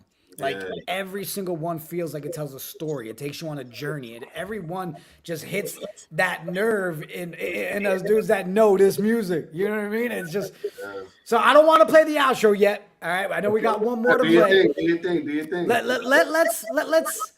Let's do the duck race. Let's do a giveaway for the chat, right? Yes, sir. Our sponsors doing the duck race. Then let's touch a little bit on the Knicks and Bulls tonight. Absolutely. And then we'll take it out with some Julito talk. But let me pull this up. So everybody likes to do like spinner wheels. People like to do like, these little Google Docs that you get to pick a number, all professional. I like to do duck races. Let's pull this up, share the screen. We had like a whole bunch of people. I know what they winning. What they winning the hoodie? Or what was they winning? Yeah, from Homage, it's a hoodie and a T-shirt of whichever team that they want from Homage, from their website. They have a bunch of dope stuff, bro. Like they have the old school NBA Jam type of figure. Real dope stuff, bro. They got real dope stuff on their site. Yeah, and I already told them if the person that wins doesn't order a Knicks shirt, then not to send them anything. No. Why would you order a shirt? Right? All right, so this is the duck race. Everybody in the chat, for those of you that are in the chat that actually registered for it, this is how we decide who wins. 1 minute's on the clock. The ducks are off. Yeah, that's right, people. We get weird. We get weird with duck races. All right? This is Friday night on KOD Media. We do the races. When I said Jiggaman, and he said races, I had no clue what you're talking about. So. Yo, blood of the bro. Here we go. 28 seconds.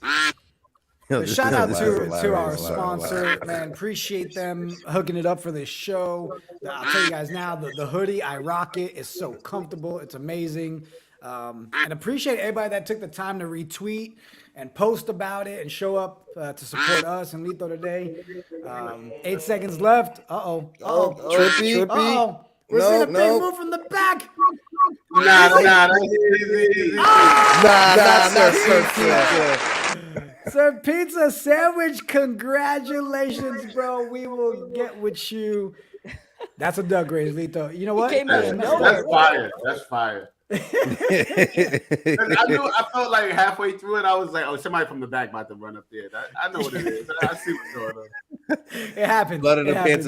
My duck said, "Stop the count." Your duck was in the back, my boy. I ain't gonna lie. That duck was your duck. I don't even think your duck started swimming. I'm gonna be honest. Yeah, he didn't know how to swim. He was just there for the party. He's like, I heard a trumpet sound. Everybody started dancing. Latino power, guys. Let's start with you, Phil. Knicks and Bulls. How we feeling about tonight, man? Man, you know, like if you would have asked me in the beginning of the season how we were going to fare against the Bulls, I would say that, you know, they're going to take our lunch money based off what we saw last year, you know, and the chemistry that was there and the run that they had. But there's a lot of weirdness going on there. Like they are having their struggles. Really? There's that chemistry that we saw really isn't there anymore. Anyone who actually watches the game and doesn't just look at the scores, they know something's up with Zach LaVine's like knee again. You know, there's something wrong with his leg. You know, like he is not playing with the agility and like smoothness that you see from Zach LaVine when he's at his top. So honestly, I see us definitely grabbing at least one of the two. What I don't want to see is like with all the rumors of people talking about how the front office is going to try to make a push for Zach LaVine in the next few weeks. I don't want this to be like his interview process where we let him just like ball out of control on us and make everyone who doesn't want Zach LaVine go, oh yeah, he's better than our team. We don't want to see that. Like he hasn't been doing that in other games, so we need to stop him. If we keep the chemistry of what we've been seeing, you know, it could be great. Like defensively, we can really lock him down. I think it's going to be hard though without Brunson. You know, with Brunson out right now with his leg, and I do not, and I repeat, I don't care if he's 80%. Thibodeau needs to sit him down. Yeah. Like he has not been himself the last few games because we keep pushing him to be out there. So I think offensively, if RJ doesn't step up, it could be a hard one for us. But if RJ does step up like he did in the second half of the last game, then I see us at least coming with one of the two. What you think? Yeah, I agree with everything you said there, Phil. You know, so we're playing them back-to-back games. I always hate those because it's like a mini little playoff series. So you get to kind of, I think we're going to split it. I do think we're going to split it. But I agree. I think I think Brunson needs to sit. Absolutely. I think between his quad, then he sprained. I felt like he rolled his ankle like twice in like the last 4 to 5 games. It's super irresponsible to keep him out there so early in the season when clearly this team is trying to make a playoff push. You know, whether we make the play-in or the playoffs, right now we're in the 6th spot, we're going to need him, right? You're not playing Derrick Rose. You're going to need a vet in the playoffs that's healthy. So we're going to need Jalen Brunson. And right now I don't think it's responsible to keep having him play unhealthy at 70%, 60%. It doesn't make sense. So God willing, they sit him, but knowing Tibbs and knowing Jalen, just, you know, he's a juggernaut. He probably going to play. But if he doesn't, I agree. RJ Barrett has to step up. I think it's a great game against a great competitor for him to show that the drought is done. The early all-season drought is done. And we always say, oh, it's going to take RJ 25 games. And it's like, okay, cool. This is a great game to do it against a team, as you said, that is right now the chemistry is shot. Zach LaVine does not look that good out there, even though he is getting his numbers. He still does not. It's not a healthy scheme of basketball he's playing. DeMar DeRozan, yes, he's great defensively. He can score, but he also is not like this guy that I'm nervous about when our team plays against. You know, they are missing a few pieces as well. So it's a great kind of game to like keep the streak going. Like I said, I do believe we are going to split just because it is tough to beat a team twice in 2 days. It's just the nature of basketball. They're going to learn, especially going against a coach like Tom Thibodeau, who does not change much. So I can see him like having a good game so that tonight, and then on Friday, he's like, he keeps the same going, and they've now adjusted, and now they learn, you know, they kind of get us. And then I believe tonight we're in Chicago, and then Friday we're in New York. So, I mean, no lies, we're in Chicago both games. So that's another thing. We got to play them 2 games away, in their building. They're comfortable. We're traveling. It's freezing cold out. So it's a lot of dynamics that are going to come against us. But I think we pull out the game tonight. I think we're just really on a good momentum right now. And then, Friday will be the test for us, I honestly believe. But contain them all. They're going to get theirs. But for us, my main key to the game is stopping the others from scoring. Having games. Every single time we play a team, it seems like this no-name guy, this end of the bench guy, this two-way contract guy. Always high. We gotta resist the no-names having good games. If we are able to do that, even if Zach goes off for 35 and DeMar for 25, I think we still win. 100% agree. 100% agree with both of your takes, Phil and Lito. When it comes to the Bulls, they're not at where a lot of people were predicting them to be when it comes to the Bulls. But at the same time, this is a team that's dealing with the same issue we're going to be dealing with tonight. I don't think that we should play Jalen Brunson, right? Don't risk no injury when it comes to Jalen Brunson. It's too early in the season to actually risk a Jalen Brunson injury. If this was later on in the year and if we were playing the last two games and we had to win the last two games in order to get into the playoffs, that's when you play Jalen Brunson. But right now, December 14th, before Christmas even comes, don't play Jalen Brunson. If you have a chance to sit him if either for one of the game or both games. When it comes to both these games against the Bulls, I feel we can take at least one. We just need to take at least one, not trying to expect us to take both games. And when it comes to the Knicks on this 4-game winning streak, just keep it consistent. We just want to see consistency. We don't want to see 1 week you guys are playing at an all-time high and then the next week you're playing at an all-time low. That's not what we want to see. So when it comes to these last 4 games, the Knicks defensively are number one in every category. When it comes to defensive rating, when it comes to offensive opponent field goal, defensive rebounding, and just a net rating overall, the Knicks are number one in all those defensive stats. So just keep the same energy and keep the same consistency. I don't think a lot of people I've seen saying this is going to be a test for Julius Randle. I don't think this is going to be a test for Julius Randle. Not at all. He's comfortable right now. Julius Randle has been playing. This is the second best season of his career. I know a lot of fans, they want to put a lot more pressure on him. They're expecting him to do a lot more. But let's be real. This is the second best season he's having. He has a point guard that's right next to him. And like Lito said a little while ago, as long as RJ Barrett understands his role and understand you are not the it guy, we're not expecting you to be the number one guy, to be that guy. We're just expecting you to know your role and to be able to cut and shoot when we call upon you. Yeah.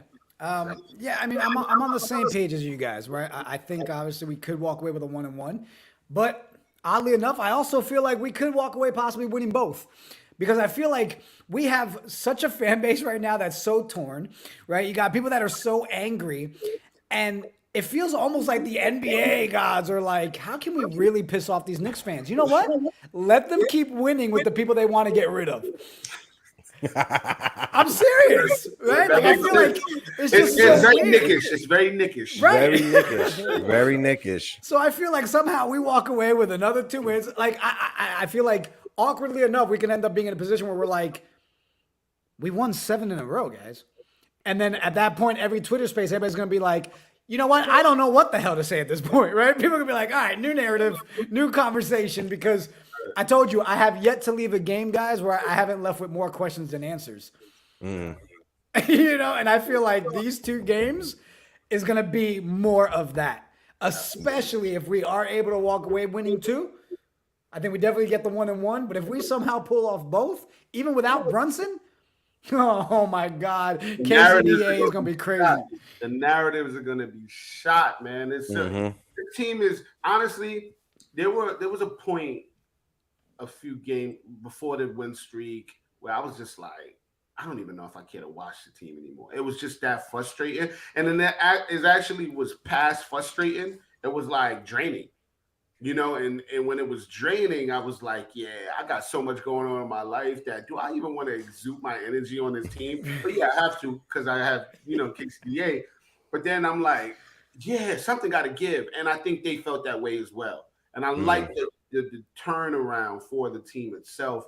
Of course, yeah, we're gonna say how much we hate Tibbs, but also we got to give him credit for, even though it was at the, he had his back against the wall and he had no choice but to change some stuff up. He did it. He could have easily said no. Yeah, but Lito, but do you think though that he did it, or like you said, it's very Knickish? He was kind of forced into every situation, and then I think when he saw it was working, then he was like, okay, I might as well. Well, I gotta look at it like this too. If you look at, he also is the same guy who, had Alec Burks as our starting point guard for almost a whole season, and also Elfrid Payton. And he didn't choose to switch those guys until it was completely too late. I'm just happy, regardless. I believe he was told to do so. I believe he knew his job was on the line to do so. But he could have truly been stubborn and said, "I'm not doing it." And I don't care. Yeah, true. I'm glad he chose to do it 20 games into the season, because he could have chose to do it 60 games, and when we had no, so we can only make assumptions about what we think happened, but the fact is what we see, and that he changed some things up. I hate that Cam had to be sacrificed in this whole transition, but at the same time, we're on a 4-game winning streak. So I always say I root for the front of the jersey and not the back. I want the Knicks to win, and whoever allows us to win, I'm okay with that. I mean, I've never been like this homer for a specific player. I never was a part of hives. That's just not my thing personally. I don't have anything against anyone that does it. That's just not how I fan. And he 4 in a row. And so that's why I created Knicks Chatter the day after, so I can talk about what we see, right? I'm not going to complain about something that's not happening. We're not losing. We look good. Defensively, we're, like you said, in the last 4 games, the best defensive team in the league. I'm not going to complain about how bad our defense is if our defense isn't bad. We're doing good, right? Yeah. You know what I mean? That's just not how I go. But you know how it is. People want to get their takeoff just to get a takeoff, it feels like at People times. have their personalities are based on their takes now. I've gotten very clear in this community. They base their personality around their narratives. And look, if that's sometimes like you said, everybody fan the way they fan. Yeah, to each their own. Everybody fans the way they're fans, but Toledo's point, sometimes it kind of gets frustrating, because it's like you're having conversations and then you notice, I'm not sure if Lito, if you have noticed this, but you notice that people listen not to listen, right? People listen just to respond and just to talk. They're not listening to you for what you're saying. They're just listening to you just so they can respond. Absolutely. It's funny, like on a different topic, same exact topic though, but somebody told me that one time. They were like, "Are you listening to listen or are you listening to respond?" And I was like, And now I noticed in a lot of people where I'm like, "You're not actually listening to me." And I think that's what we do when we watch the Knicks at times as a community. We don't watch the Knicks to actually watch the game. We watch it for our narratives. I hate RJ, so I need RJ to play bad. He plays good, because you can see the way their takes are after the game that you're like, but you're still basing this off of RJ Barrett 10, 15 games ago, as opposed to the RJ Barrett we saw last night. And that's why I say, like, that's why I think people enjoy Knicks Chatter the day after, because we're going to give it to you real, and we're going to give it to you, like, current. We're not going to keep our narratives based upon our love for a specific person.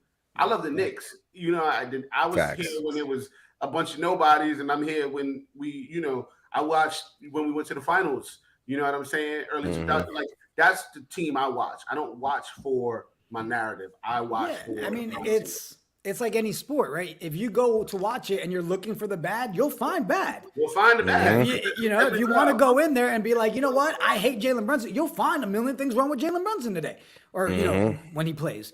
So, like you said, people watch it in the mindset of, I need to make sure I'm ready for my moment tomorrow on my Twitter space or after the game. And it's like, wait a minute, that topic has nothing to do with what we saw on the game today, right? That's why we did the Friday panels on this show, because let's make it Friday. Let's talk about what's actually in the news, not just people's feelings. Let's talk about actual articles, what's going on with the fan base, right? Absolutely. That's why I always enjoy you guys' show, because I'm like, you give me very KCDA vibes, and just the way that you talk about the team, and I always support that. No, I appreciate that. And we've been diehard Knicks fans, bro. We go back to when Nazir Muhammad was the starting center for this team, and his NBA live rating was 62. That's how far I go back. Oh man! Before the next point, to anyone who's in the Twitter space, I want to touch on something that Julito said.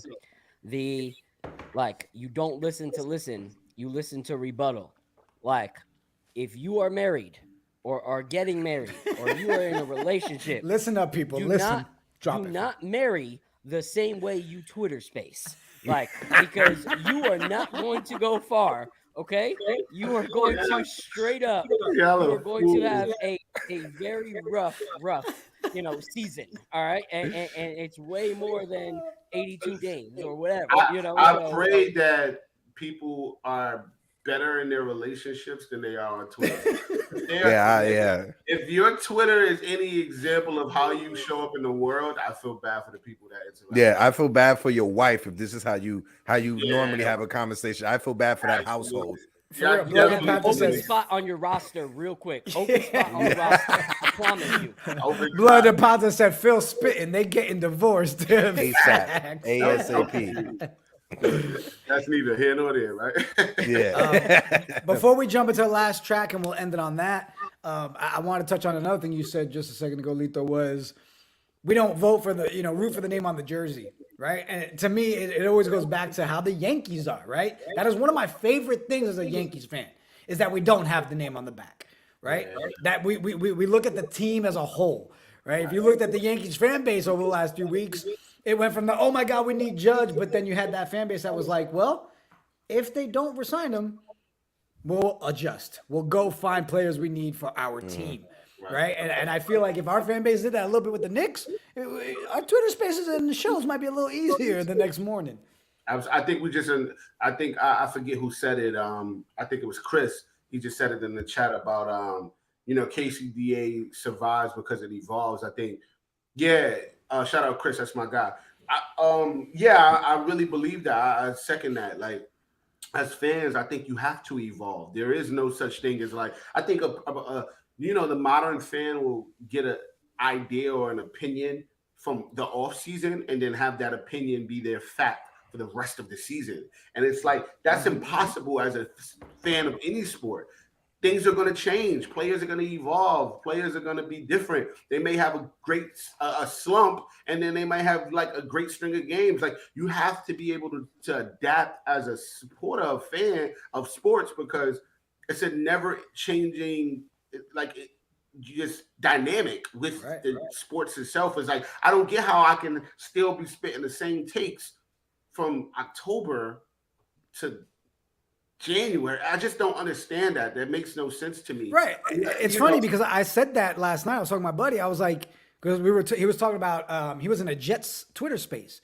And he said, I don't understand these people that come up and they're talking about something that doesn't apply anymore. He's like, why are we talking about something we were talking about in the offseason when we were already showing that we're a better team, right? And it doesn't make any sense. Because common sense is not common. That's why.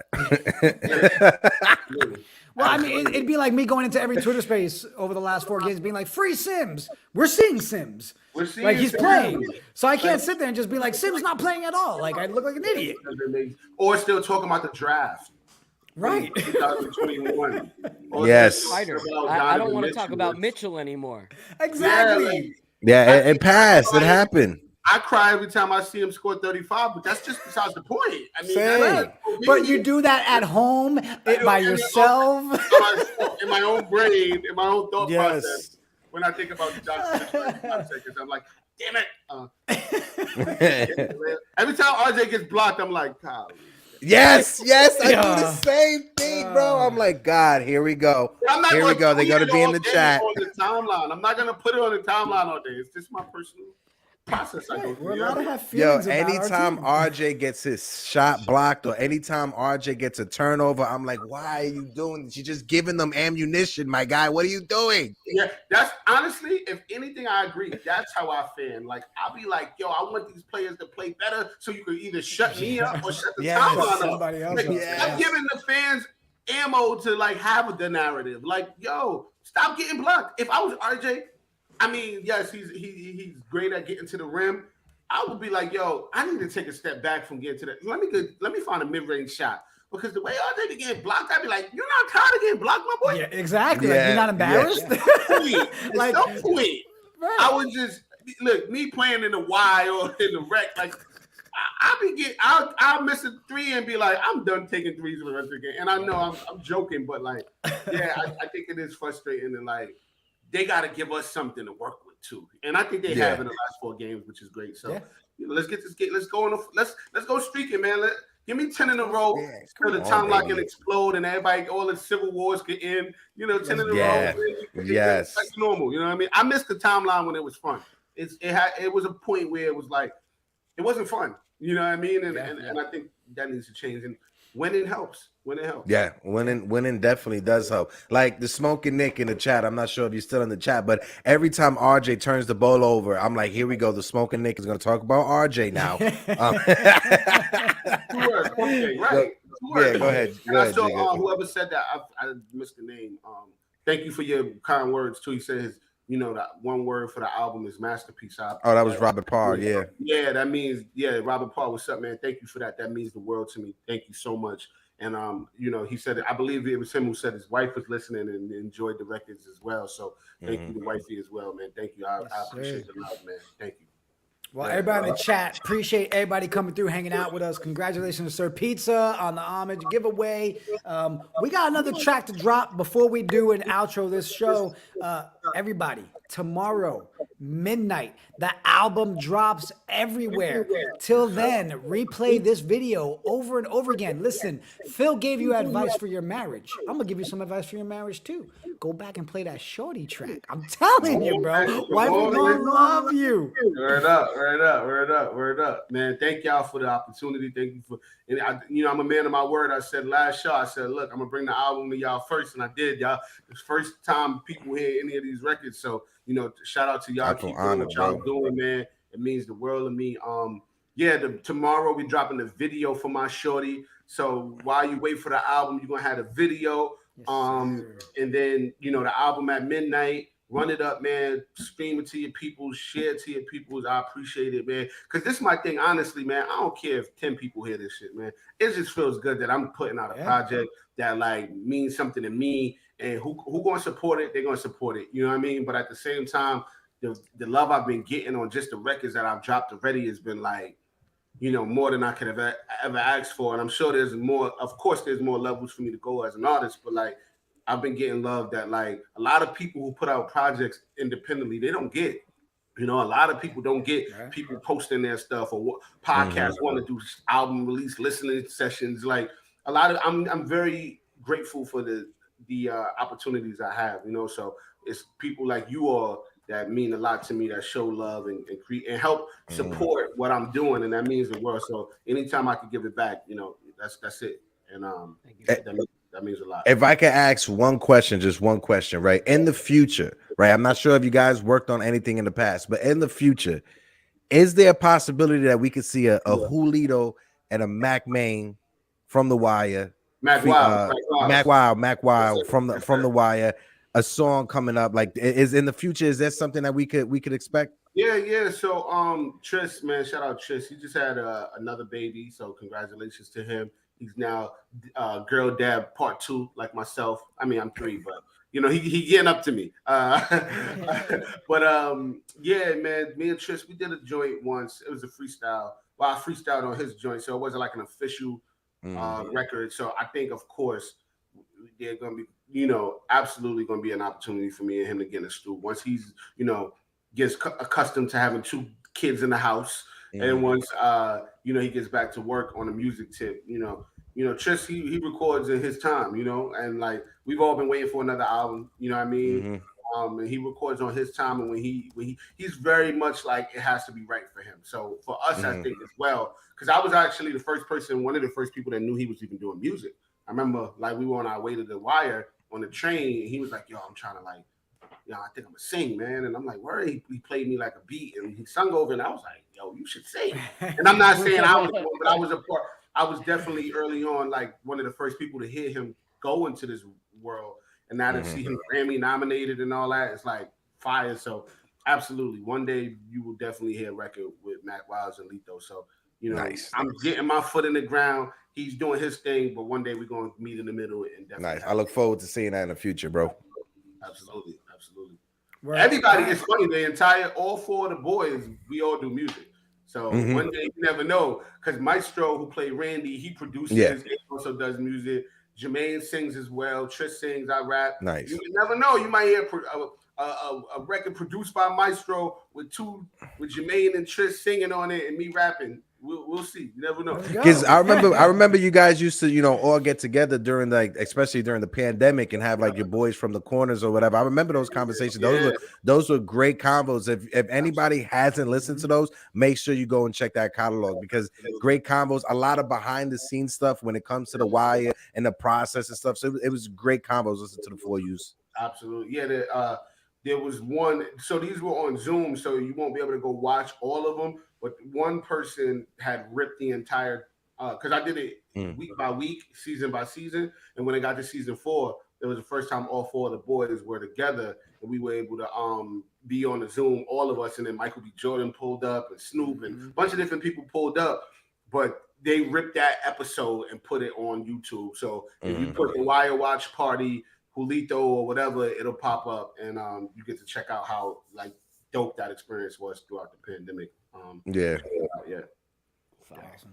All right, so appreciate everybody tuning in. We're gonna take it out, and before we do, break down Silver and Gold. Tell us a little bit about this. Yeah, man, this is the outro, man. This is a record. I wanted to have one record. So the album is a coming of age story. It's a journey, and I felt with this record, that's the last record of the joint. I wanted to make you feel like, I wanted you to feel like you're gonna get through it. You know what I mean? We got these What Would Bishop Do, these records where you're feeling like you're tired. We got, all of these, I got a lot of breakup records on there because I was going through, I wanted to share those experiences as well. I got all of these journeys. And then I wanted to make a record at the end where you're like, you know what? I feel like I'm going to be able to push through. I feel like I'm going to be able to be all right. And I think this is what Silver and Gold is. So, check out Silver and Gold. Check out Legendary is the Option. Album out, dropping tomorrow at midnight. Remember, act like when it drops, act like you ain't hear none of these records and run them back a few times. You know what I'm saying? Let's go on repeat all night long. Make sure next year when they do their Spotify rap, make sure you're in the top 5 or 10% for Julito's album. Just make sure that's all you got to do for next year. And I think I'm probably going to drop another joint by this time next year too. So don't worry, I got heat coming. It's coming. Nice. Go. All right, well, let's go get a Knicks W. Appreciate Julito coming through. Kept his word. My dude said, here is the first take, the first viewing of the album. Go get your copies. Guys, you're not going to regret it. You already heard all the fire tracks. We'll be back Friday, like always. And on that note, let's check it out. Silver and Gold. Peace. We out.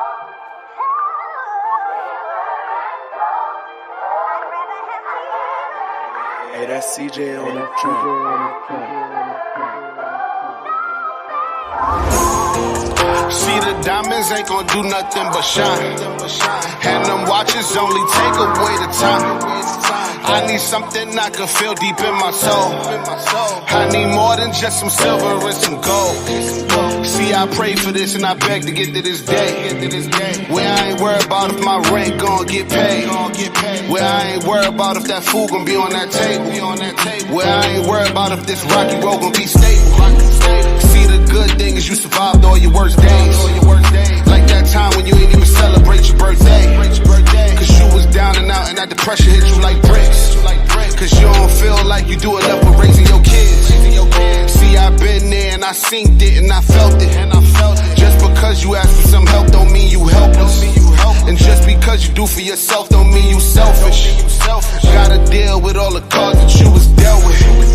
Can't be pouring into nobody else when you empty. See, it's more to life than these Rolls Royces and Bentleys. It's about your happiness, your close friends, and your family. That's what I'ma tell the folks when I finally win me a Grammy. See, the diamonds ain't gonna do nothing but shine. And them watches only take away the time. I need something I can feel deep in my soul. I need more than just some silver and some gold. See, the diamonds ain't gonna do nothing but shine. And them watches only take away the time. I need something I can feel deep in my soul. I need more than just some self. The richest people be sad, the millionaires be so mad. How you buy so much stuff but can't afford to be glad? I just need all the love, then I'ma need more than that, so I can give it away and keep enough in the stash. That's right. My cousin in jail, he made a stupid decision. They gave him 20 to life, they should've gave him tuition. They need shrinks in the hood instead of cops on the corner. She need her pops to come back, cause he been gone for the longest. And my best friend died, I swear I wish he could see me. He believed in my dreams when no one else would believe me. Find a purpose in life, then find a reason to live. You get everything back when you make a mission to give. It's not what's on you, it's what's in you. That's how you measure your worth. Be something for somebody else before you leave off this earth. No matter what you tell yourself, just know that you matter. And no matter how hard it gets, just know it gets better. Word. See, the diamonds ain't gonna do nothing but shine. And them watches only take away the time. I need something I can feel deep in my soul. I need more than just some silver and some gold. See, the diamonds ain't gonna do nothing but shine. And them watches only take away the time. I need something I can feel deep in my soul. I need more than just some silver and some gold. This album is for anybody that ever been through anything. Anybody that ever been in love and lost. It's for you. Rest in peace, Jeezy. Brooklyn. Julito, again, brother, appreciate you for coming through, bro. Appreciate you. Appreciate the work that you do in the Knicks space. Guys, make sure that you guys tune in to KCDA, Bill Porto, I am Hector, Julito, our guest. See, the diamonds ain't gonna do nothing but shine. And them watches only take away the time. I need something I can feel deep in my soul. I need more than just some silver and some gold. See, I prayed for this and I begged to get to this day.